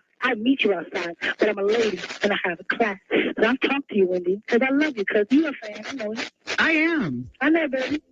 I'm a fan of your entire experience, though. Not just no shit like that. Those are fighting words. You know what, though? Rebel. I'm a fan of yours, not just the music, Whitney. I'm a fan of you, the woman. Thank you. Because my mother's very proud of me, Wendy. She is. She loves me and she respects me. That's what matters to me. That my mother loves and respects me. Whose idea was it to set up that Diane Sawyer interview? Me in LA. Are you done with the talk show circuit? I mean, will you do Larry King? So you won't go back on Oprah. You won't do Larry King. Oprah and I have a relationship. She and I talk. We'll do something. That's my girl. Yeah. Do any of your celebrity girlfriends, whether it be Oprah or Angela Bassett or anybody like that, do they ever try to ride the train of Ms. Whitney on coke and let me talk to her to get her off? You know, they make you to break you. You know what I mean? That's the name of the game. But I don't break. I'm not made of glass, baby. I come from a line of heritage, of strong heritage, legacy. You can't break me. So when you sit down and you have a little glass of something to drink, what's your favorite drink? I mean, is it Cristal? Is it, Hennessy? I'm not a drinker, baby. I like to have a sip of wine every now and then and a little, there's a drink being Bobby, hair called the Bobby Brown. I like to tell you what it's mixed with, all right? God, Whitney. What, baby? You are a real trip. I've been around the world. Yeah. Yeah. How's Dion doing? Dion's doing very well, thank you. We had an auntie who just passed away, a very close auntie to ours, and we just buried her last week, and I saw Dion, and it was really good to see my lady. Yeah. Yeah. So your father's $100 million lawsuit, is that done? It's okay. And you guys he's dropped the lawsuit and it's bullshit, Wendy. I love my daddy loves me. I believe that, Whitney. I know it. I thought it was some mess when I saw it going down. Do you think that although your parents are divorced, them worrying about you in this demonic thing called show business, you think that keeps them together in their own way? Yes. Your father, wasn't your father dating or married or something like that? He's married now. That's right. Yes. Yes. How do you get along with your stepmom? Just fine. I get along with Peggy just fine. Peggy. We get along just fine. She's a sweet lady. Does your mom date? Yeah, she does. She minds her business, too. So how will you be spending Valentine's Day? With my husband. I bet you all have wild circus sex, don't you? Oh, my God. Well, you don't make me meet you outside. Come on now, you're getting too deep. But I can. You could picture, couldn't you? Yeah, you were. You are such passionate people. You're nasty. Just wild circus fest. You know what, Whitney? Would you ever think about writing a book on your life? I might, somewhere down the line. I wrote a book. It's with Atrium Books. They're a boutique label of Simon & Schuster, and it comes out in fall of 2003. Oh, I'm going to get it. And I just found that... Are you reading yourself? Yes, I am. Good. Yeah, and you want to know what, Whitney? I found that it was the most therapeutic thing I know. that I've ever done in my life. I know. See, I do that, but I do it with my spiritual partner. You see what I'm saying? You know, I do it with my prayer partner, and, you know, that's my therapy. Do you still go to church? Yeah. What church do you go to? When I feel like it, it's right there in my heart. Okay, I got you. Uh-huh. Well, Whitney, I want to thank you. Thank you, Wendy. For giving me this moment and not hanging up the phone. No, I wouldn't do that to you, baby. And being talk it through. And being as sassy as you want to be. Wendy, I love you because you support me, and you've been good to me on the radio. However, you know, watch what you say, baby girl. But Whitney, watch what you do. And I know it's not. You don't even know what I do. Like you said, you never met me. You don't know me. You ain't been in my house. You don't live with me. You don't sleep with me. You don't do shit with me, but talk about me. So watch what you say. That's all, baby girl. That's all I'm asking you is watch what the you say. But Whitney, what, baby? I would love to have you come in the studio. Okay, love. We'll make a date. You call my machine, I'll call yours. I would love to be able to. All right. Read your body language. You don't have any idea. I'm sitting here chilling on the Miami balcony, just talking to you. Are you? Yeah, baby. Just finished eating some chicken. What's the weather like? Like 74. And who's all in the room there? It's my dog and my secretary and Joey from Arista Records, who is pacing the floor. Well, why is Joey pacing? He's like, you know, you don't, do you feeling froggy, but not leak. Whitney, has it ever gotten so bad we ever would consider suicide? Hell no. Got a child to live for. Come on. That's what I'm talking about. Work with me. I won't leave you. I love you, Whitney. I love you too, Wendy. You take care. You too, baby. Bye. Be blessed.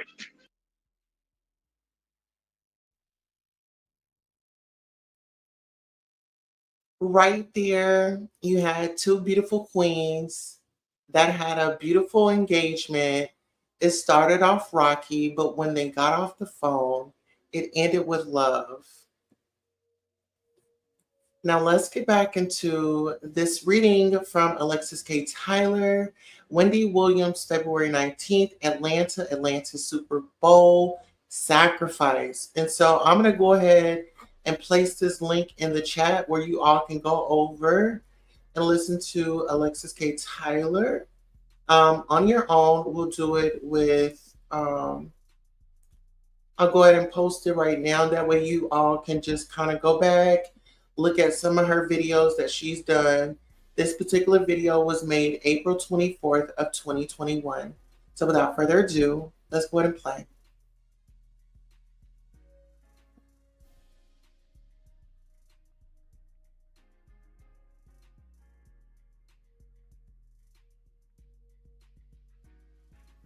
Oh boy. Hi, Sharon. I just don't feel good. The only reason why I'm doing the reading, I guess I will call this Wendy Williams Part 1. And I will come back and do Part 2. Hi, Johnny Watson. Hi, Ricky. If I, well, I probably will because I feel the spirit here now that is over the reading. If he wants me to finish it, which I kind of feel like he wants me to finish the reading. So I will be updating the reading. So I'll just call this Wendy Williams Part 1 because the spirit that came to me with this reading wants to be on the Facebook Live. Hi, beautiful cat. Hi, Sheila. Oh, thank you. I'm glad you missed me. Oh, girl. I'm sorry. My head is, I just feel so much congestion. It's cold in Atlanta. It's kind of humid here. We got the Super Bowl here, so a lot of people are here and excited about that. Let me tell you, this spirit fucked with me. He been in here fucking with me. It's a him. About Wendy Williams' ass. About 2 weeks now, I let him in the house. He laughing. He's standing right here. I don't know what to call him. I'm going to tell you. I don't want to call him a demon. But I kind of wonder, is he a part of the demon family, but on a different dimension? Because he also reminds me of an extraterrestrial entity, very intelligent, very wise, has a very deep depth of science, astronomy, astrology, numerology, physics, anatomy and physiology of the human body, nature, earth science, and magic. Oh, okay. I don't know how many of them are in here right now, but I have a lot of company. Hi, Sharon Grant.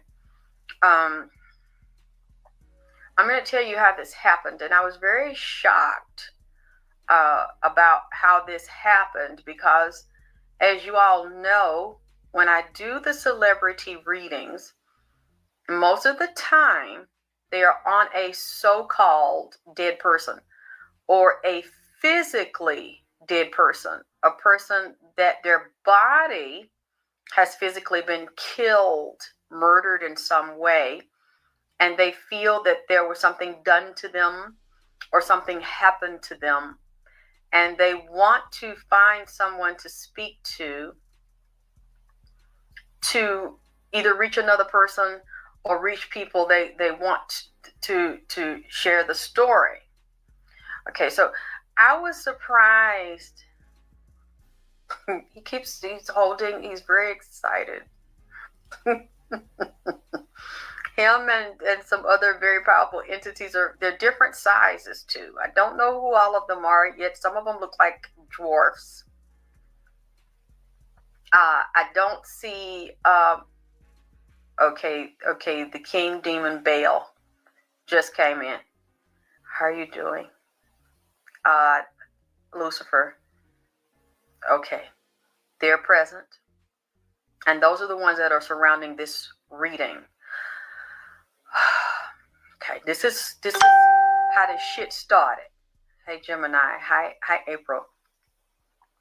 About 2 weeks ago, when I started seeing news about Wendy Williams not feeling well, stuttering on stage, stumbling during the show, I saw thank you, handsome Gemini. I'm working on it. I just wish I felt beautiful. Y'all, this spirit has kept me up all night long. It has woke me up every 2 to 3 hours. He said if I did not do the reading, then he was not going to let me sleep. And he's been doing this to me for about a little over a week now. But about 2 weeks ago when I seen her, I instantly closed this shit. Because whenever I seen her picture, he started coming through the picture. He said, I want to talk to you about Wendy Williams. I said, no, you don't. Hurry up and close the shit. I didn't want to read the shit. I wasn't looking at nothing about her. I said, don't tell me nothing about Wendy Williams. I don't want to do the reading. Everybody else talking about her. Everybody else dogging. Everybody else talking about her husband. Everybody else doing videos. I don't know why you trying to keep up shit with me when I'm just looking at the lady picture, listen to a video. I'm not listening to the video. I don't want to hear nothing. And then I see it again. I closed the shit. I didn't listen to nothing about her because I'm just getting over the Sam Cooke thing with my daddy. That wore me out. And I don't know if y'all know. They just released the news in February. They getting Netflix getting ready to do a series, some type of documentary on Sam Cooke's murder. And they believe it was a cover. Hey, Rudy. Hi, beautiful. Hi, Ashley. Okay. So I ignored his ass and told him, I don't want to hear nothing about Wendy. I'm trying to recover. from the Sam, let me rest. I thought this shit was over. I'm washing dishes. While I'm washing dishes, I felt some shit watching me through the wall. Like outside in the parking lot. I looked through the wall. I could literally see him, the same one that he'll now about Wendy. He laughing. About Wendy Williams that I told when I looked at a video of her picture online. I said, leave me alone. I'm not getting in that shit. Hey, Tydri. So I looked through the wall. I could see him. He walked round the corner, down the hill, and stood outside and started fucking with me through the damn wall. Hey, Thomas. Hey, Candy. Mwah. Hey, my God, baby. I seen him through the wall, and so I'm literally washing dishes, and I feel him. Hey, Sheriff, so look. He didn't come in the house. There's one thing I like about him. He rubbing me now. He glad. He wanted to be on the live when we talk about his ass. He stood out in the parking lot. And I looked at him. He didn't try to come in. He just stood right there. And he said, I want to talk to you about Wendy Williams. I said, no, you don't. Get away from around here. See, I'm country. So instead of, thank you, Gemini. Instead of saying, go away, get away from around here, it's now, get away from around here with that shit. Hey, God, his mother reached. He wouldn't leave. He just said, He got real still. And I kept looking at him. Thank you, Daphne. I ain't never seen no shit like this before. Because he had a big ass TV screen head. The head looked like a 1950s, around 50s or 60s TV screen ass head. It was square and wide like the old TV with the real thick, wide glass, kind of like the curved out glass on it. I said, what is this? It was a male. And it was standing there. Then it had a whole bunch of eyeballs all over the screen. All kind of big eyes on the front of the TV screen on the head. Then it had a human body, like a man body. A little bit, the body was like a long neck, some long arms, some long fingers, long legs, some two little ass legs with some two big ass socks that were like hanging down. And the ankle was little. With the sock caved down around the goddamn ankle and some too little, his feet was too little for the damn tennis shoe. He had some long ass tennis shoe with one of the shoes unlaced. And I said, what the fuck? I said, your body, Wendy Williams' body looked it like that. When she was out there on that beach with that bikini like that with the long two little legs, with the big ass damn head and the big hair and the big titties, and then everything was long and it was the leg was too little. And I said, what the fuck is this? He wouldn't move. But we was talking through the wall. Like I'm in the house. He could hear me outside. He said, well, I'm going to stand out here in the parking lot.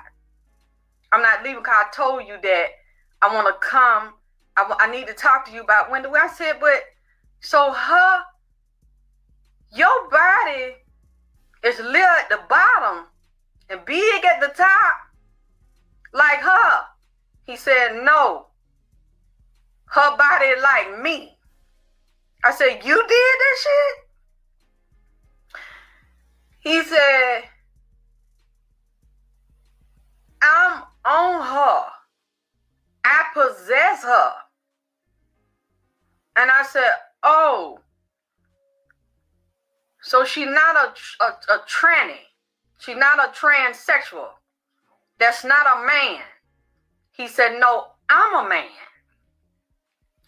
And I possessed her. He said, that's my energy. He said, that's, you see, and started blinking his eye. When I like the whole front of his face had a whole bunch of eyes on it. And he was just, you know how she be talking about, like, how you doing? She not. She got a real pussy and everything. I ain't seen it, but I'm willing to vouch for it. She is not a transsexual. He told me that she is a genetic female. But she's gotta see, he is gay. He built up like she built up. But he got them eyes on him. Cause he make you, oh, I felt this. Cause he make you put your eyes on her. On that screen. That's a scrying mirror. The TV screen is a black scrying mirror. He said, I did a spell. She took an oath. I'm possessed. Her body. I've taken over her body with a very flamboyant, gay, male spirit. That, how you doing? And when she do her eyes, that thing was doing his eyes just like her goddamn ass. I'm looking through the wall. We talking through the wall. And I said, no, but you can't come in here. I don't want to hear no more. And I said, how the fuck did you walk your ass all the way down to Atlanta? How you get my goddamn ass? Like, how you get down here? Yes, now you see why it look creepy, because it's not her, and the way she do, like her whole mannerism. Oh, how you and do that? He do that. He said, no, she don't do that. That's me. I made her famous. I make all the eyes fixate. He started doing that. It was a whole bunch of eyes doing this. I said, I don't want to hear no goddamn more. Because usually people come when their bodies are dead. She's in hers. He said, yeah. But the same way that I make you focus on her and put eyes on her globally, where you admire and you are mesmerized and fascinated, now I will, how do you say, may I make her explode? Those same eyes will watch her implode from the inside out, because she have a sickness on her that have something to do with me. And the debt she, I don't want to hear no more. Go tell somebody else. You keeping up shit and I'm tired. And I told him to go. He stands there like this. I want to tell you. I said, no, you don't. He kept standing in the parking lot. He stood there all night. But it wasn't in my parking space. He came over to the left. 3 spaces. Every night, his ass move over another damn space. He inched a little bit closer. Whole hand cold. I'm going from hot to cold. This whole part just cold. He right here. Lucifer right there.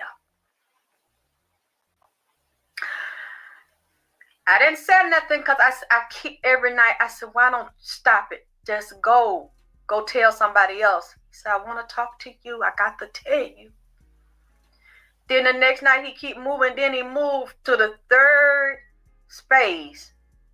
We dealing with them threes, which is also a Lucifer number. He gets stand in my pocket space and look all the way up the sidewalk. I seen him doing it. No, they don't hurt me, Sanchez. But take this one here. They will do stuff like what he been doing, fuck with me, and then I go to sleep and push me away. He did it to me all night because he had gave me a deadline to do the reading, and I've been doing other people's readings, trying to get them done, private readings. And he's like, I don't care about all that. I want you to tell them about me. And I want you to tell them what I say about Wendy, about me. I said I was going to do it. No, you keep wasting time. So he fucks with me. I'm so damn tired. I barely ate something today. And he said, you better have this out. I was supposed to have it out a few days ago. A week done passed. Whole body getting cold on the right side. He said, you better, and I didn't do it last night because I was talking on the phone. He said, get off the phone. Because they ain't telling you nothing that can help you. What I can tell you, and I want you to do this. If you don't do it tonight, you better do it by Monday midnight, or me and you're going to have a problem. I said, okay. And then he woke me up all morning. He woke me up like every hour, 2 hours last night. I'm trying to sleep. If you don't do what I say, then you ain't going to sleep either, because I want them to know. I said, okay. So he eased us up about a week or so ago, step by step, like he's skipping on the damn sidewalk. And I feel him easing up. And I'm still saying, go tell somebody else, because I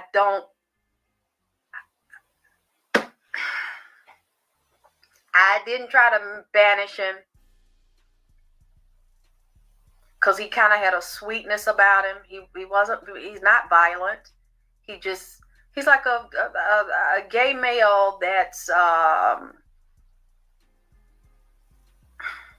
can I say, he's very positive, he's very intelligent, very excited, but he like attention. He felt like he haven't gotten attention. And I still didn't know who he was. He came with that same square ass TV head with them eyes, a whole bunch of eyes blinking on it.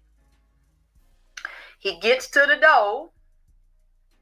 I'm telling you the message. He gets to the door and he stands on the porch. And I'm just like, wow, so you're just not going to leave. Every day I come down and I see that he's closer and closer to coming in the house. So I don't say anything. I said, all right. So he peeps his head. He's just taking little bitty pieces at a time. He puts his head up on the screen door. And he literally leans his head to the door. And I see his head slide through the door. He's literally walking through the door, but he doesn't put his whole body through the door. And then he comes back out. And I come down, I see him, and I act like I don't see him. And I said, okay, he's just inching his way into the house.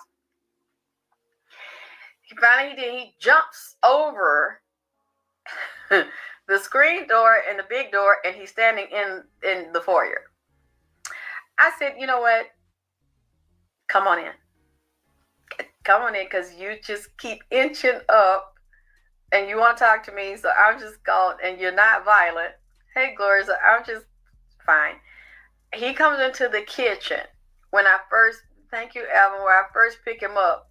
He has some people with him, and I turned and looked. I said, okay, well, here he go with that TV head and all them eyeballs. So I gotta act like this is normal to me. I don't want to be disrespectful. I ain't never seen no shit like this in my life. Come in here like this with these damn eyeballs. No, I'm not talking about a dog. No, it's not a human. It's a male. It's a gay male entity, a very powerful entity. It's also a demon with a whole bunch of eyeballs.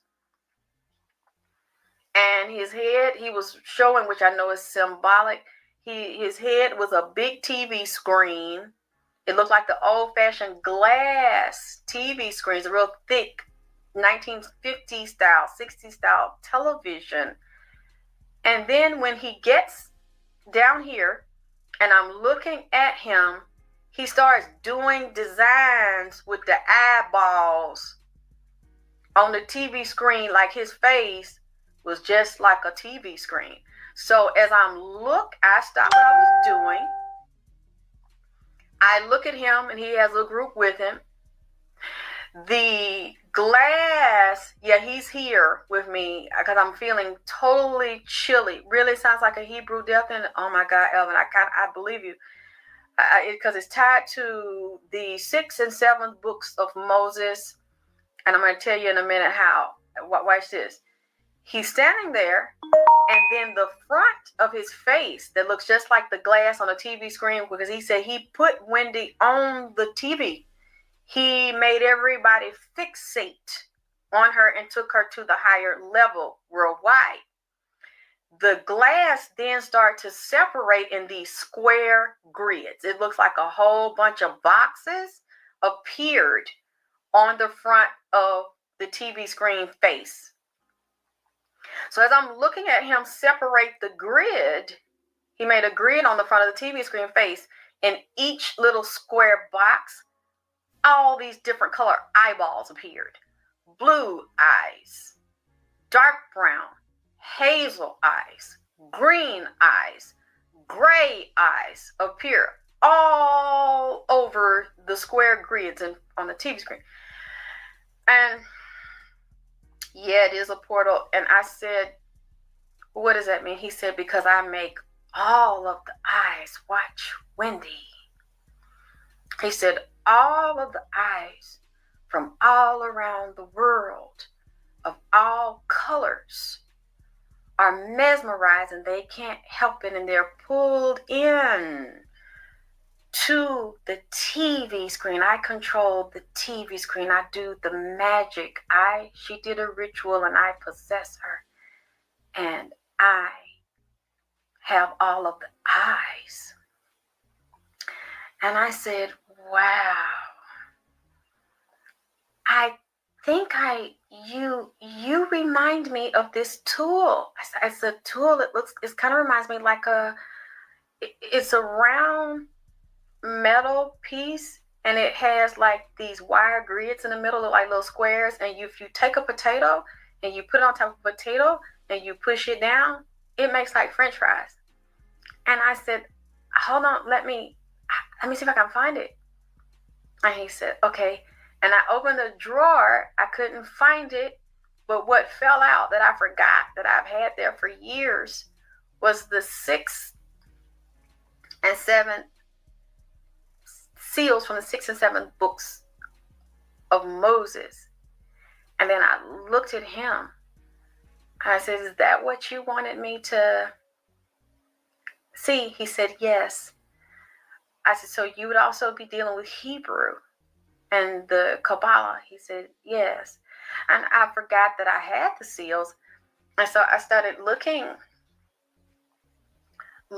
at the seals, and some of them were seals of love and great generations. And I said, well, I'm going to put them here. He said, I will show you what they mean and how I use them. And then I looked back at him again. And when I looked at him, he started doing hydraulic tricks with the eyelashes on all of the eyes. And he was batting his eyes like she does. Like sometimes her eyes look big and round, and she looks around and she bats. He started doing the same shit. It looked just like her eyes. And then he looked at me, and the eyelashes looked black and long, and then they started going real long like that, pointing towards me. And then they switched to the side, and he started fluttering them like that. And then he would turn them around and flutter them like that. And I said, wow, you do tricks with your eyebrows, but eyelashes. I said, but they look like long peacock feathers. And I'm like, okay, you're giving me a clue. Why are you making your eyelashes look like long, wispy, fluffy peacock tail feathers? Then I told my friend Ricky, I said, Ricky, you're not going to believe this. This being with this TV head and this little bit of body built up like Wendy said, he had to tell me something. And then his eyebrow, he started doing a trick with the eyes after he came in my house. And he stretched them out real long and flipped them to the side and make them go up and down like hydraulics on a car. And they started looking like some peacock tail feather. He started laughing. I was like, you know what? This is not fucking funny. I told my friend Sharon, her ass started giggling. She told I'm not meaning to laugh. The shit ain't funny, but the shit funny. So how the fuck you still have to go through over here? How the fuck you think I feel? So Ricky started Googling eyeball demon, or demon with a whole bunch of eyes. We found some. I think Ricky found one in some Asian cartoon, Yu-Gi-Oh! Or something. It's these, y'all don't believe me? Google it. It's these demons that have been in the cartoon for years with a whole bunch of goddamn eyeballs on them. Then I said, you got to show me who you are, because I know I'm not fucking crazy. I know, I believe you. I know I ain't on that shit. I know I see this shit. I just can't tell nobody because I don't know nobody to understand. Guess what? I found his ass. His name is Argus Panoptis. He is from Greek mythology, and he's associated with the goddess Hera, I think, and Zeus. Argus had eyes all over. Y'all can Google this. You think I'm lying. This is a part of Greek mythology. Argus Panoptis. He's the one that wants you to know him. He's been hanging out talking to me. He has the eyes all over his head. Argus. And when I looked, because Hera was having problems with her husband, this is around marriage and children and family. Hera was having problems with her husband. I think was it Zeus cheating. And he was coming to Earth, dealing with women here, and Zeus tried to hide it and turned her into, I think, a cow. So Hera sent Argus to watch the cow, waiting for it to transform back into a female because she knew he was cheating. Guess what? Arga, her favorite bird is the peacock. Because when the peacock opens its tail, it looks like a whole bunch of eyes are on the peacock's tail, just like on Argus's face and body. So when you look at my Facebook now, and I have the peacock, that was a few days ago because Zeus getting him. Yes, she didn't like because Zeus was fucking humans, mortal women. So she put Argus with all the eyes to spy on Zeus. And I said, that's who this is. That's the name of the demon / extraterrestrial entity. And that's what he was showing me. He sees all, knows all.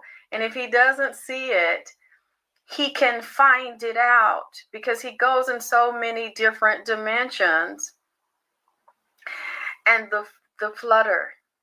And that's what Wendy does, the flutter. So he made her also like the peacock, a beautiful peacock with his eyes through the television. And I have to finish this. I'm not finished tonight, but yeah, I'm literally so cold because his energy is so strong. He's okay now because he wanted me to introduce you all to him.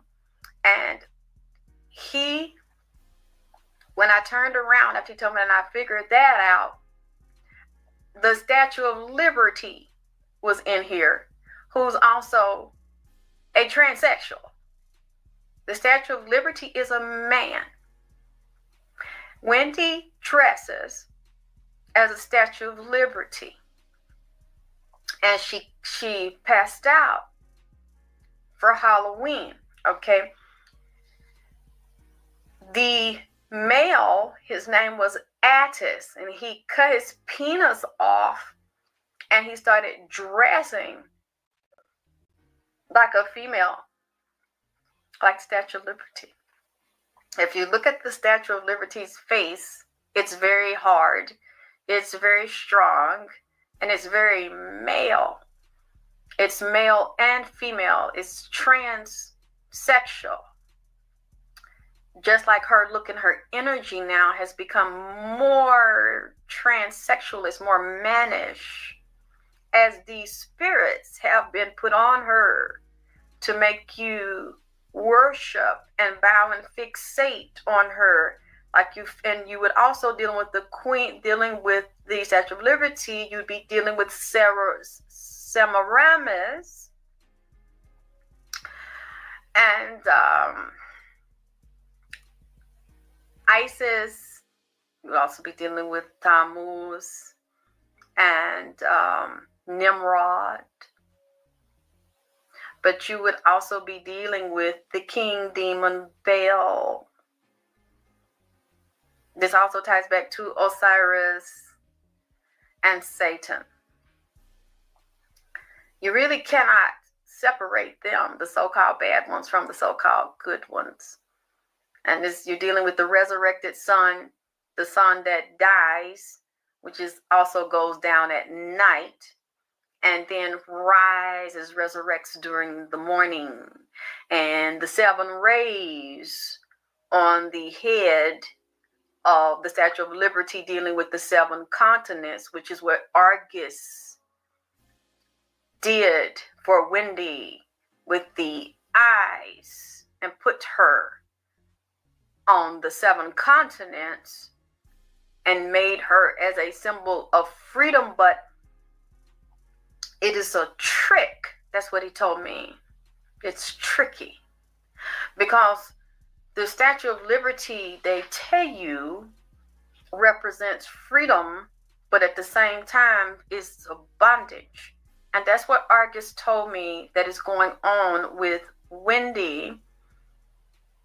She has the freedom and the fame and the fortune and the stardom that they put on her with that high goddess through the Statue of Liberty and through Argus Panoptis, the demon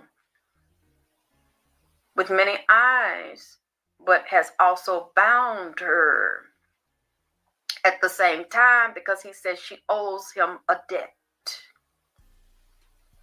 She has to pay a debt. And when you are dealing with the Statue of Liberty, you're also dealing with the whore, the harlot, sexual freedom, family, a cheating husband, children, but you're dealing with the whoredom of the harlot that is represented by the Statue of Liberty that you think is free, but is really bound. At the same time, he said he has bound her and to be honest with you, you know, I, again, kind of didn't want to look at all this because it's so much. And when I started to look at her body, it was so fucked up. I seen so many hits and bruises and cracks and punches and knockdown that I said, God damn, I don't even want to do this read. And he is saying that he is living in her central nervous system, the brain. Now, he had me go to, and when he woke me up, oh, let me tell you, this was last week. After I told him I would do the reading, and I figured out who he was, and he agreed to it, and him and Statue of Liberty and the homosexual, the very powerful homosexual cross-dressing. That's why he liked Wendy, because he get the cross-dress. He get to be himself. Yes, the great whore. He can be male and female with her. And I laid down, because, you know, I was getting familiar with him, and I said, God damn, I'm not crazy. This thing, this being really exists. And he woke me up about 3-something in the morning. I said, get up. And he said, I need you to draw Wendy. And he put the picture, I had it right here in my head. And I said, okay, but can I get some water and use the bathroom first? Because I'm real thirsty. I'm in a tight. He said, get up and go. And then come right here. And I had the candle lit, and I didn't even turn the light on because I had the image. He said, this is what I want you to draw. I ain't never seen no shit like this. I got the, oh, really? Karen, it's a shackle on the robe of the ankle of the Liberty. I didn't see it. I got to go back and look. Whew.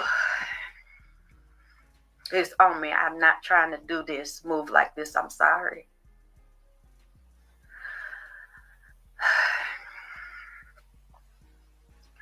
I come back to my bed. I said, it's cold. Let me put my house coat on. Sit and get comfortable. I'm going to write what you tell me. And I got the pencil. I started drawing it. He said, draw her. I did. Draw a square around her like a TV box. I did. Draw a triangle in the square. I did.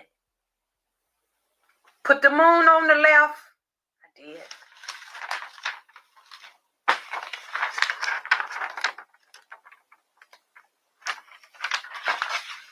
Put the sun above, put the 5-point star, put a star within the star. She said put Osiris, /Bell, /Moon God, Draco, Dragon. Put the eyeballs in there. So I'm drawing this shit in the dark with just a candle. Because he put it right in my head. I seen everything in my head. He said, that's what she is. He said, she is a part of a secret order. She's a witch. She's a high-power witch. He said, that's the only way she was going to get there doing what she do. And I possess her. I said, okay. And then he said, draw me. I started to draw him as a dragon. He said, draw my eye, draw my teeth, make them sharp, point them right there. I point them right there. Put my crown on my head. Draw my arm, draw my foot, make my toenail, curve it over, and tap the damn ground. I said, yes, sir. So curve your foot like this and put your toenail over like, yes. He said, because I am that drag. You know what I'm saying? I'm that motherfucker. I'm the one. So you put my shit and put my tail like.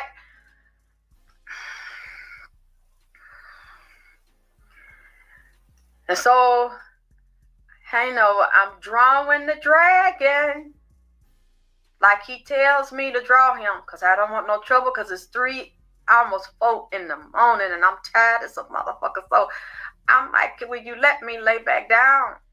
He's standing there by my bed. He said, do what I... Okay. It's draw. This shit draw. Like your fingernail or something. What do you want me to do? So put it to the left. So I draw this shit to the left. He said, put that name right there and put William on the other side. I did. He said, now put the eyeball right there and another eyeball right there. I said, okay. He said, I said, can I lay back down? Have me some water, lay back down. I drank the water, lay down. I put the seal at the bottom of my bed. Because to me, it's a sigil. See? What the fuck I do that for? He woke me up about every 30 goddamn minutes. I go to sleep. He wakes me up. But when he wakes me up, this shit starts shooting. All kind of symbols start shooting at my damn head. And every time I wake up, I'm seeing it. And he said, you see that? He said, that's a self-destruct sigil that's been sent out round the coven on her. And I said, what? I said, so what you saying, everybody, what is happening to her? Everybody see this shit and they all telepathically. He said, oh yeah, we watch everybody. You can't do nothing. You can't say nothing. You can't go nowhere. You can't think nothing where them demons ain't on you, following you and keeping tab with every fucking thing you do, think, or say. You're under 24-hour surveillance. And if they help you and they with you, they with you.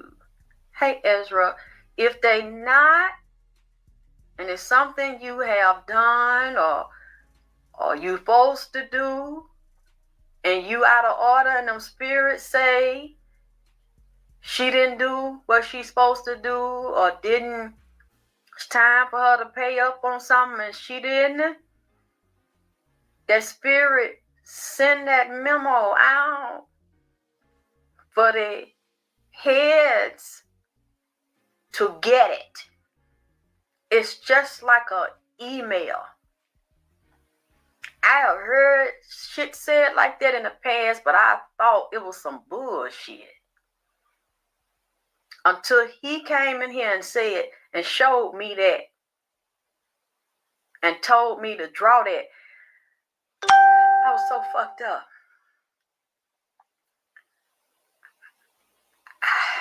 Okay. So he let me go back to sleep after that. But I kept and I looked at that. And I said, oh my God, what the fuck I done tapped in? Ooh-wee. And then when I started trying yesterday, when he wanted me to get this done yesterday and he was mad at me, I said, it's hard for me to do this, Argus, because when I looked at the skeleton and when I looked at her face, it looked like she had been punched in the mouth and looked like the teeth was knocked out or loosened. I don't know, because I don't watch her like that. But I'm wondering, did she get her teeth replaced in the front? Because it looked like she was bust in the mouth repeatedly, like more than one time. Bust in the nose, bust in the eye, like with a fist. And she took it. She took it. And then I'm seeing like the nose and the sinus is damaged and look like the deep septum's deviated, like the nose been knocked over, and then up in the sinus is damaged and like a hole of tissue loose or missing or been moved up in her nose, like something happened to Wendy's nose. And then an eye socket, and it looked like there's a problem with an eye, or has been a problem with an eye and vision, because it looked like she was hit all up in the face.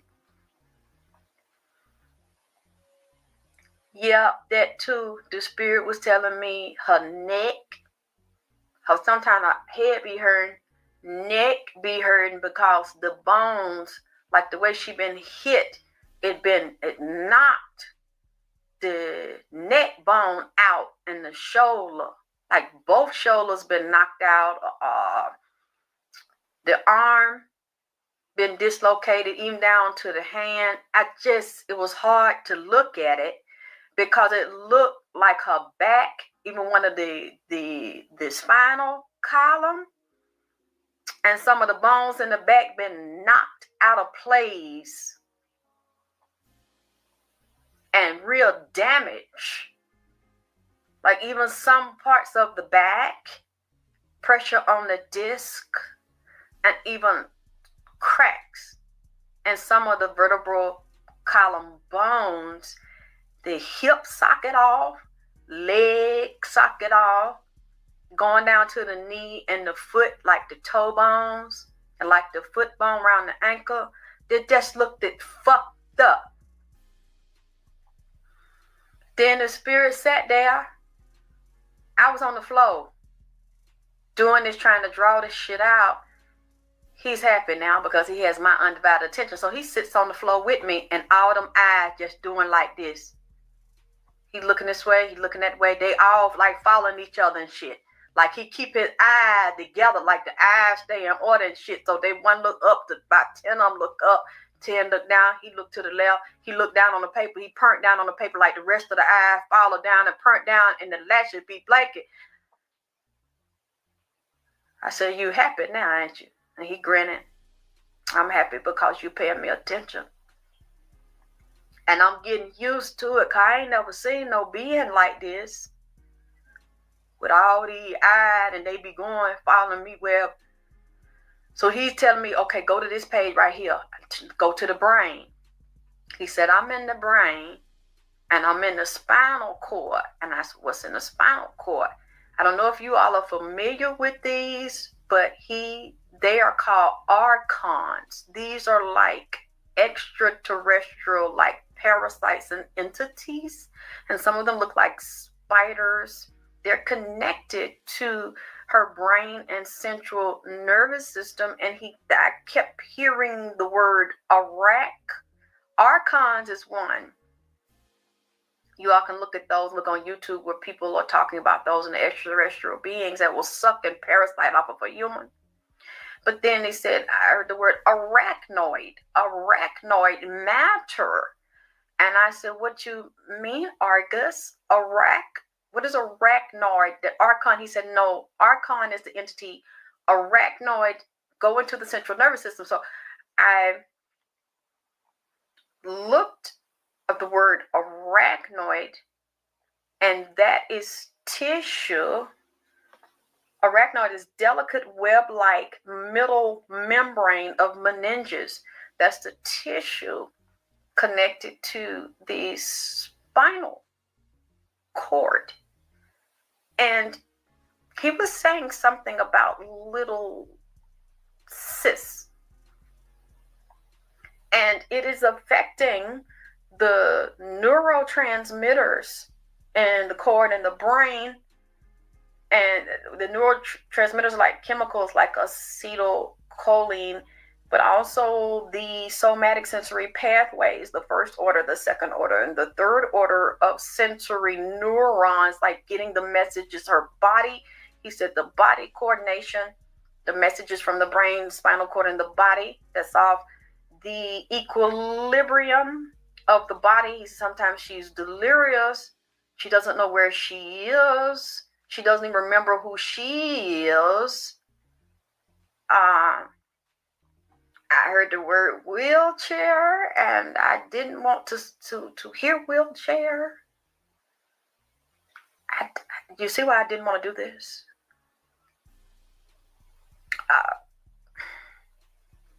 Problem, sometimes standing, walking.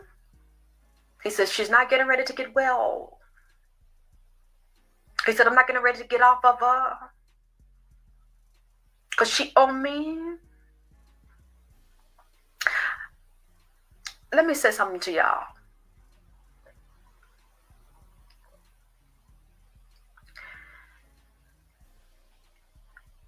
You all don't live in her world.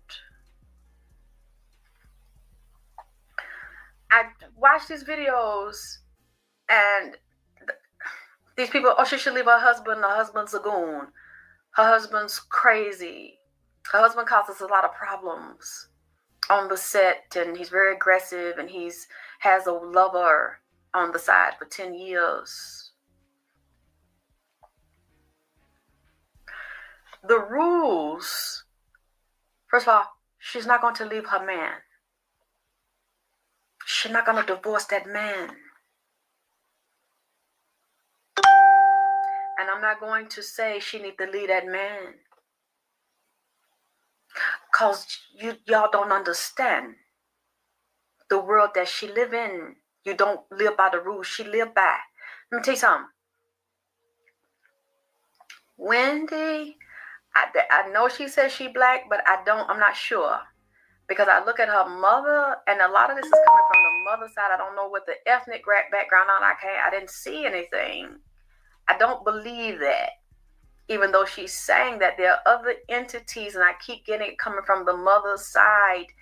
Wendy is an incredible woman, a very powerful woman. And I hear the jokes about Wendell and the male, but she's not that. I would be very surprised. I could be wrong, but they're not saying that she's that. The gay man, the entity Argus and Attis is saying she's not that. But Wendy's the type of person. That's right, Jay. They have her and her man are like this, baby. They have an agreement. Y'all can say what you want to say about that man, and you could show him riding down the street with that woman, and she gonna still say that's a motherfucking lie. He ain't did that. It's all good over here. Where we live at, everything fine. That's my guy. And that's gonna stay my guy. I don't know what the fuck you talking about.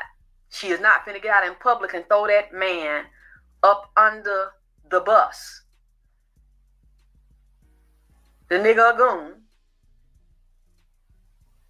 But he Wendy goon. See, that's what you need to understand. Her and him got an agreement.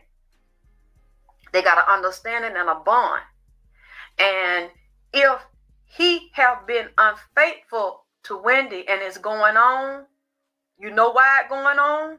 Not because he say so, but because Wendy run that. Wendy know about what that man do. Did all Treon. He done told me how they get down. See, August sat here and he explained Wendy is the goon. Hey, that's the real goon. Wendy could be out in the parking lot talking shit. Somebody roll up on her about some shit she said, get in a fight, get busted in the head. No bleed. Go back in there and sit down and say, yeah, like I was saying. The word is on the street is Take a blows like a nigga. and go on right in there and do what it do. If he says something or do something to somebody that's a problem or do something to her, Wendy is just as mannish as him. Wendy will fight. And Wendy will take a mannish blow. Get the fuck up. Snort that it. Wipe her fucking nose.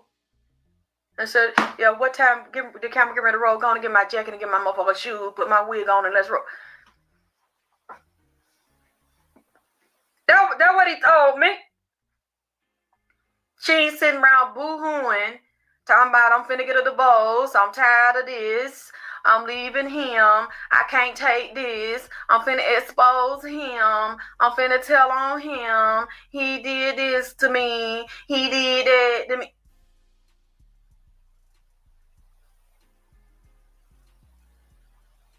That's not what they're saying to me. She's a ride or die.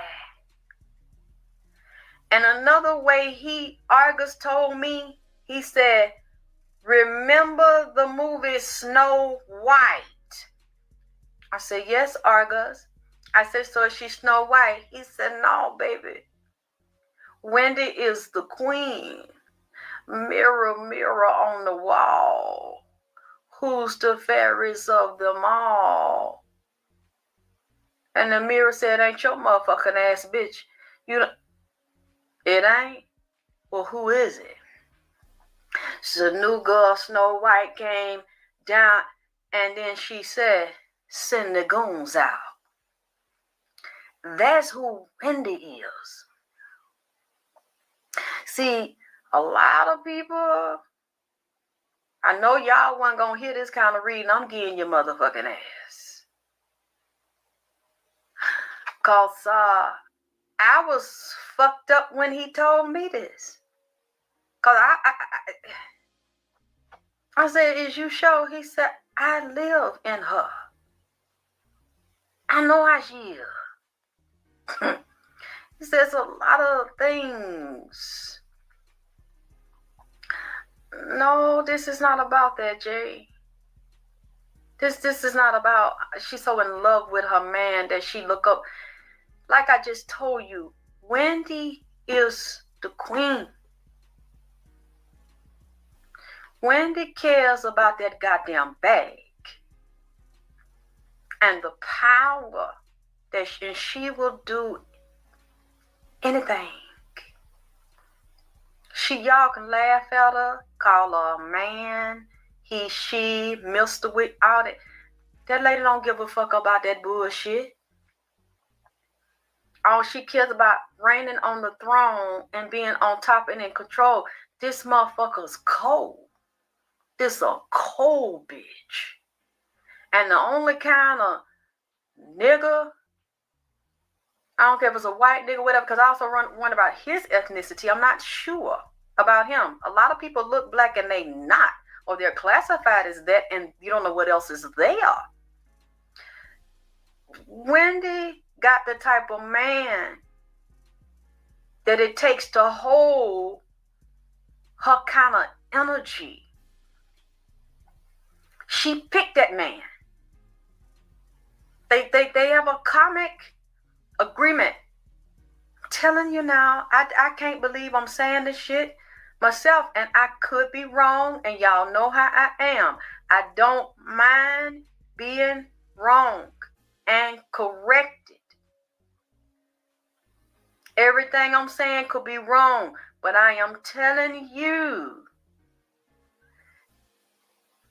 Wendy authorizes what go down. Wendy's not weak. Wendy don't see herself as a victim. Wendy don't see herself as abused and kicked around, lied to, lied on, abandoned, abused by her man. They have an understanding. She need that man. That man have fought and did whatever Wendy needed him to do and was her henchman to get Wendy to the seat of power where she wanted to be, where she need to go. She's not going to leave that man. Now, again, I could be wrong, but if I heard what Argus told me correctly, what you are seeing is a manifestation of the power and the control of the mob queen. Y'all talking about the boss. Some of the most deadly bosses is lady bosses. Wendy don't play that shit. That fucker cold. Cold. That's a cold bitch. She gonna get what the fuck she wanna get to. And then she play that game where y'all thinking, well, she can't help it. She can't help herself. You know, she in that position. She was jumped on and all that shit. I'm not going to say who jumped on her motherfucking ass. I'm just saying the motherfucker got jumped on. But this is what I'm saying.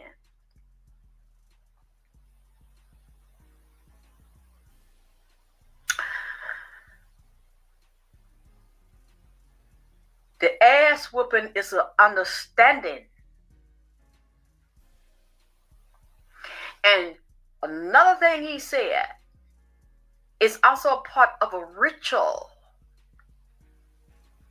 Wendy got several personalities because she's also up under MK Ultra. And with all the fractures, all of them have names.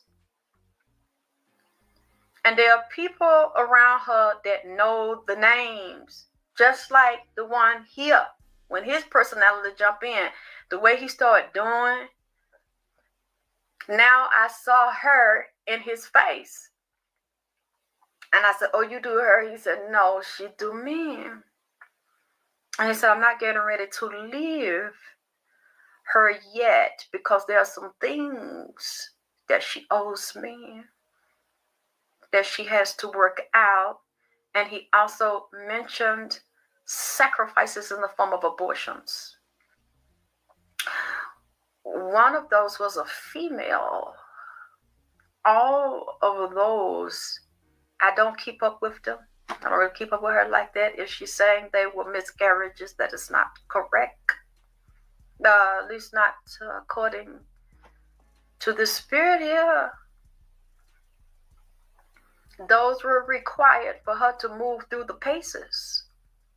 And you cannot be emotional and move through the paces. It's either you want it or you don't. And you're willing to do anything or you won't. And for some type of animal nickname. Well, he mentioned some of the names of the personalities.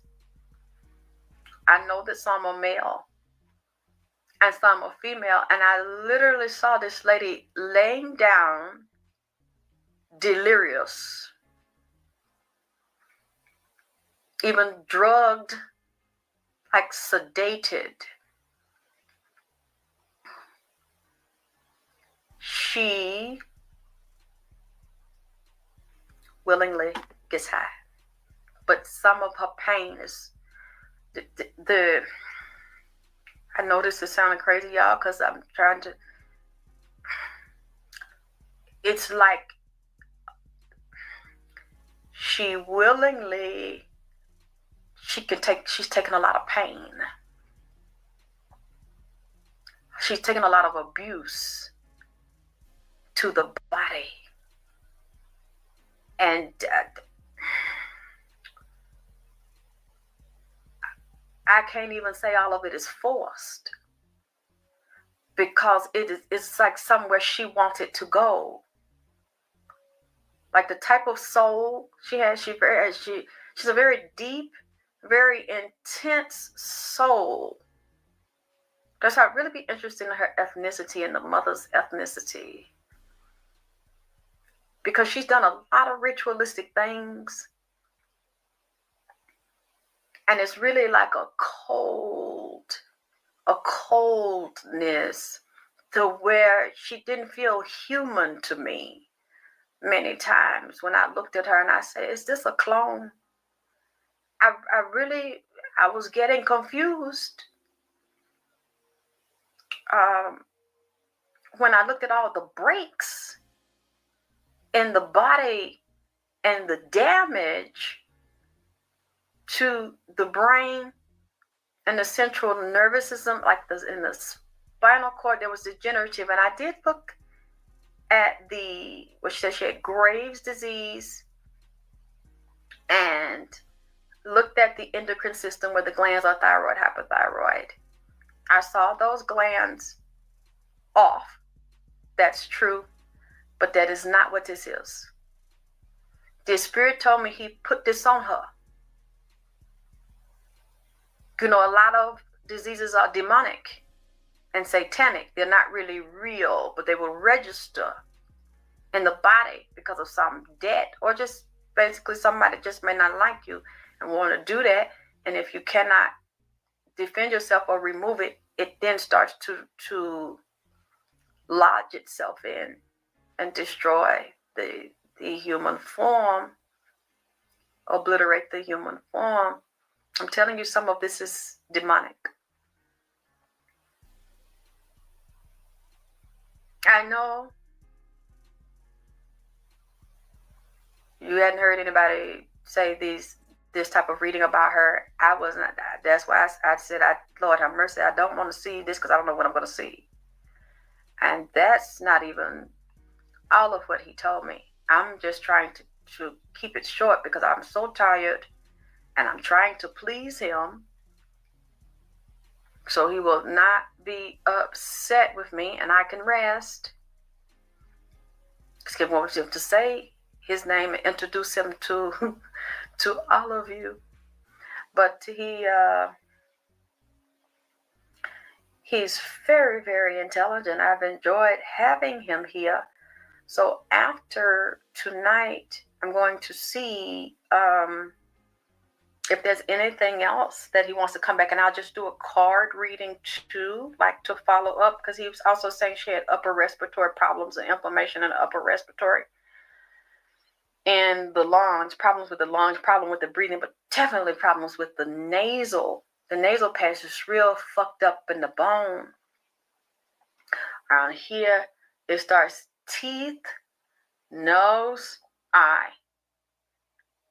Yes, Nova, and it's damage to the centers, in the nerves, the brain, the spinal cord. And he said it's and then he goes, ha, yes, and I'm doing it to the leg. And I look at him, and then he goes with all those eyes. What? I'm talking about literally like eyes going all the way down the face. He changed it from the teeth. Yeah. I know that's hard for some of you all to believe that I'm saying that she's not living her man. People are speculating that's why she's in Florida.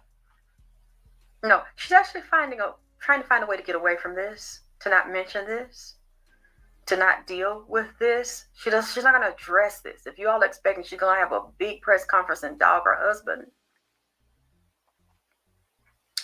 I don't see that happening.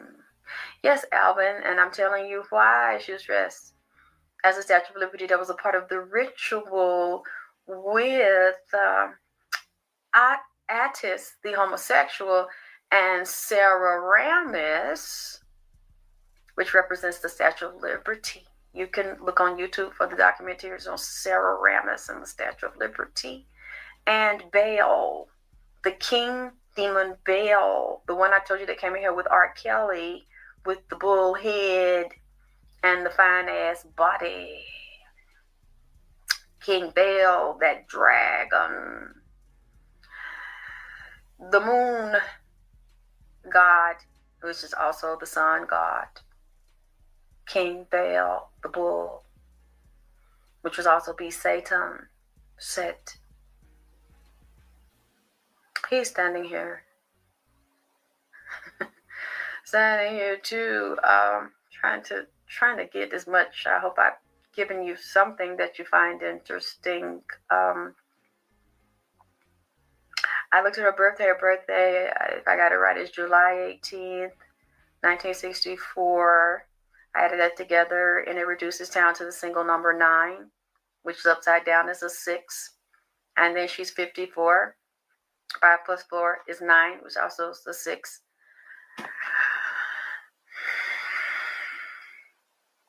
I have to look other places to see where it's another 6, a 9 or 6.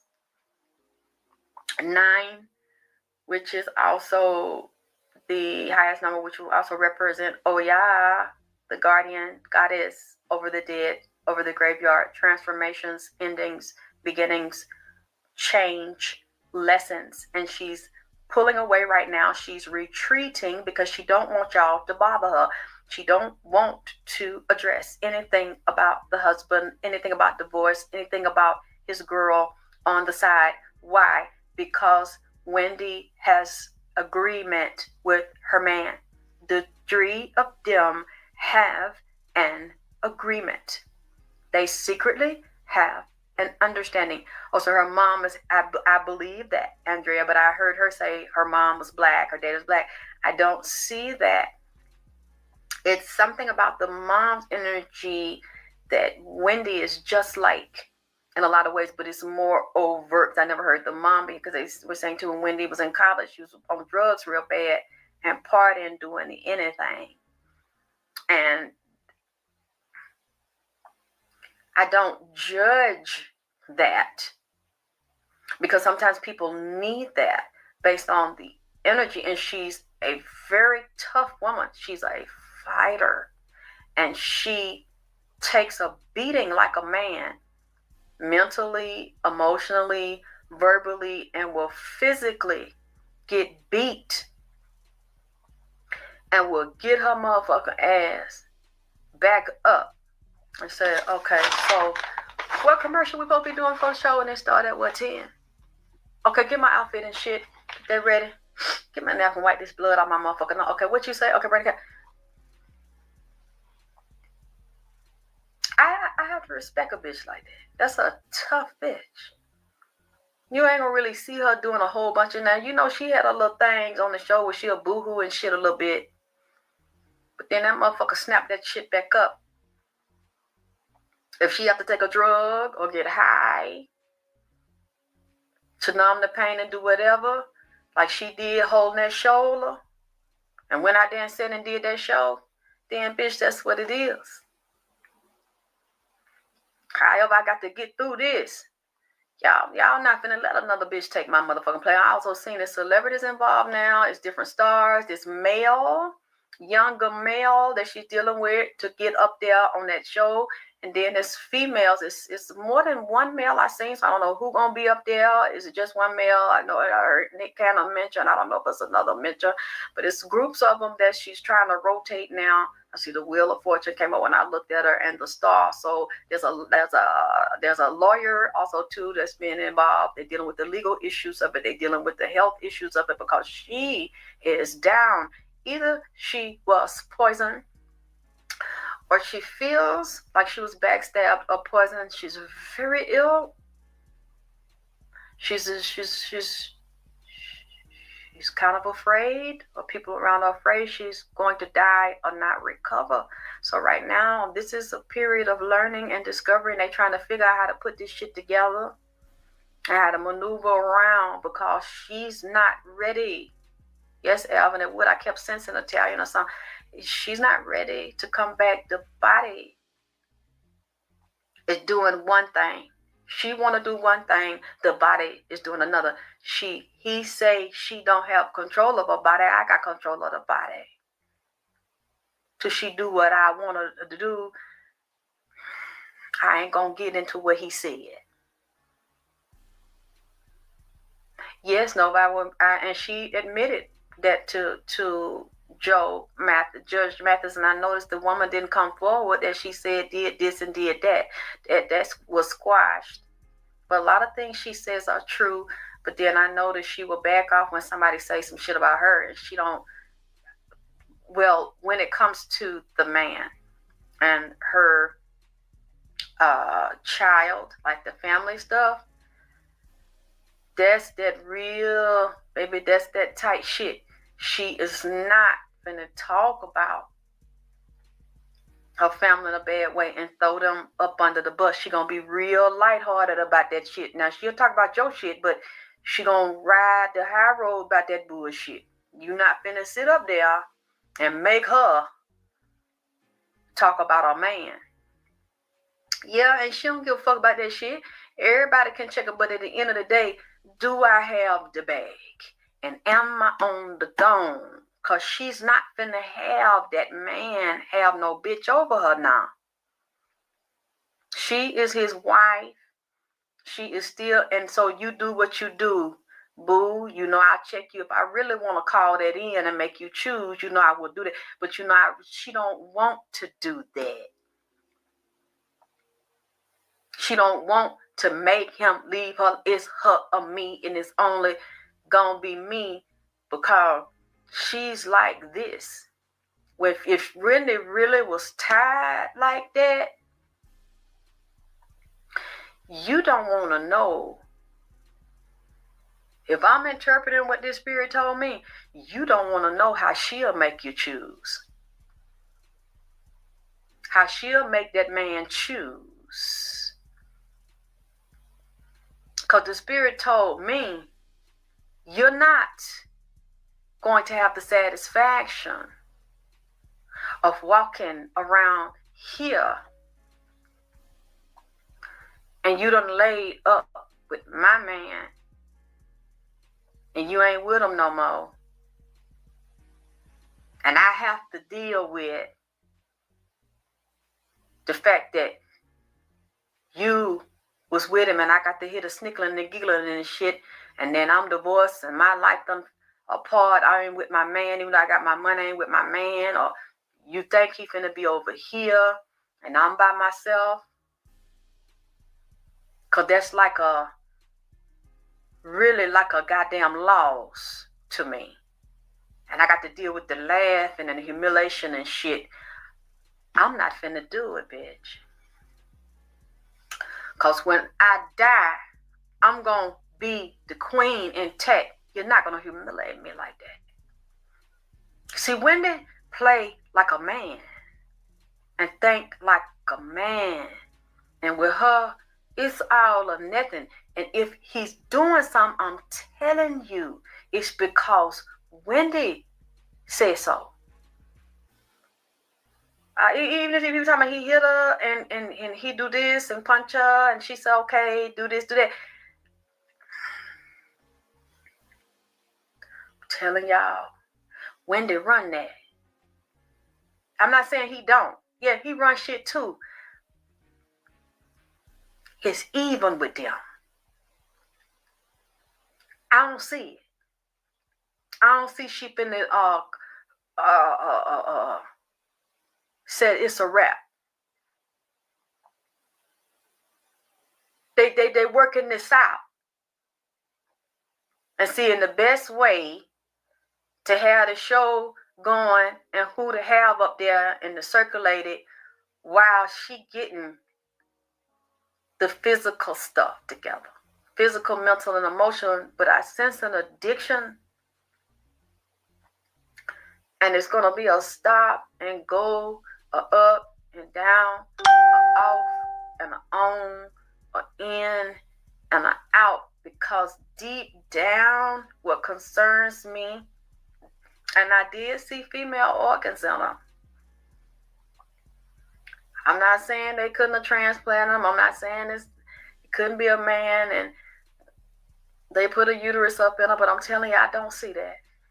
I don't see that this is a male. That's right, God. Is she not finna lose that coin and no divorce, baby? Wendy, y'all, a lot of people underestimate that lady. And it is a lady boss. That motherfucker is always thinking. Always moving, always clever. She gonna come out one way or another. She's going to come out on top. But this thing with the body, that scares her real bad. She really is troubled about that because she cannot control that. It's gotten out of control. And I do sense several drug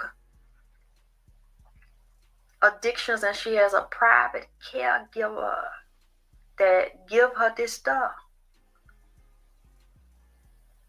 It's been going on because of the pain and the damage from it. So they say she used to walk around, well, you know, if I gotta sit still to get this done, I'm gonna sit here and get this done unless I just really can't take it. For you to see her off the air now is something so fucked up, because that woman is very mannish and very aggressive.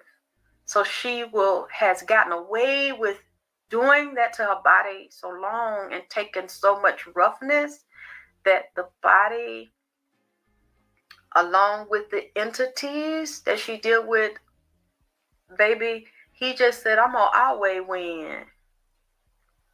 I'm gonna always win. Can't no human outlive me. Their body is not indestructible. And if I want to take it down, I'll take it down. But I will never be defeated. As we know, the universe will never be defeated.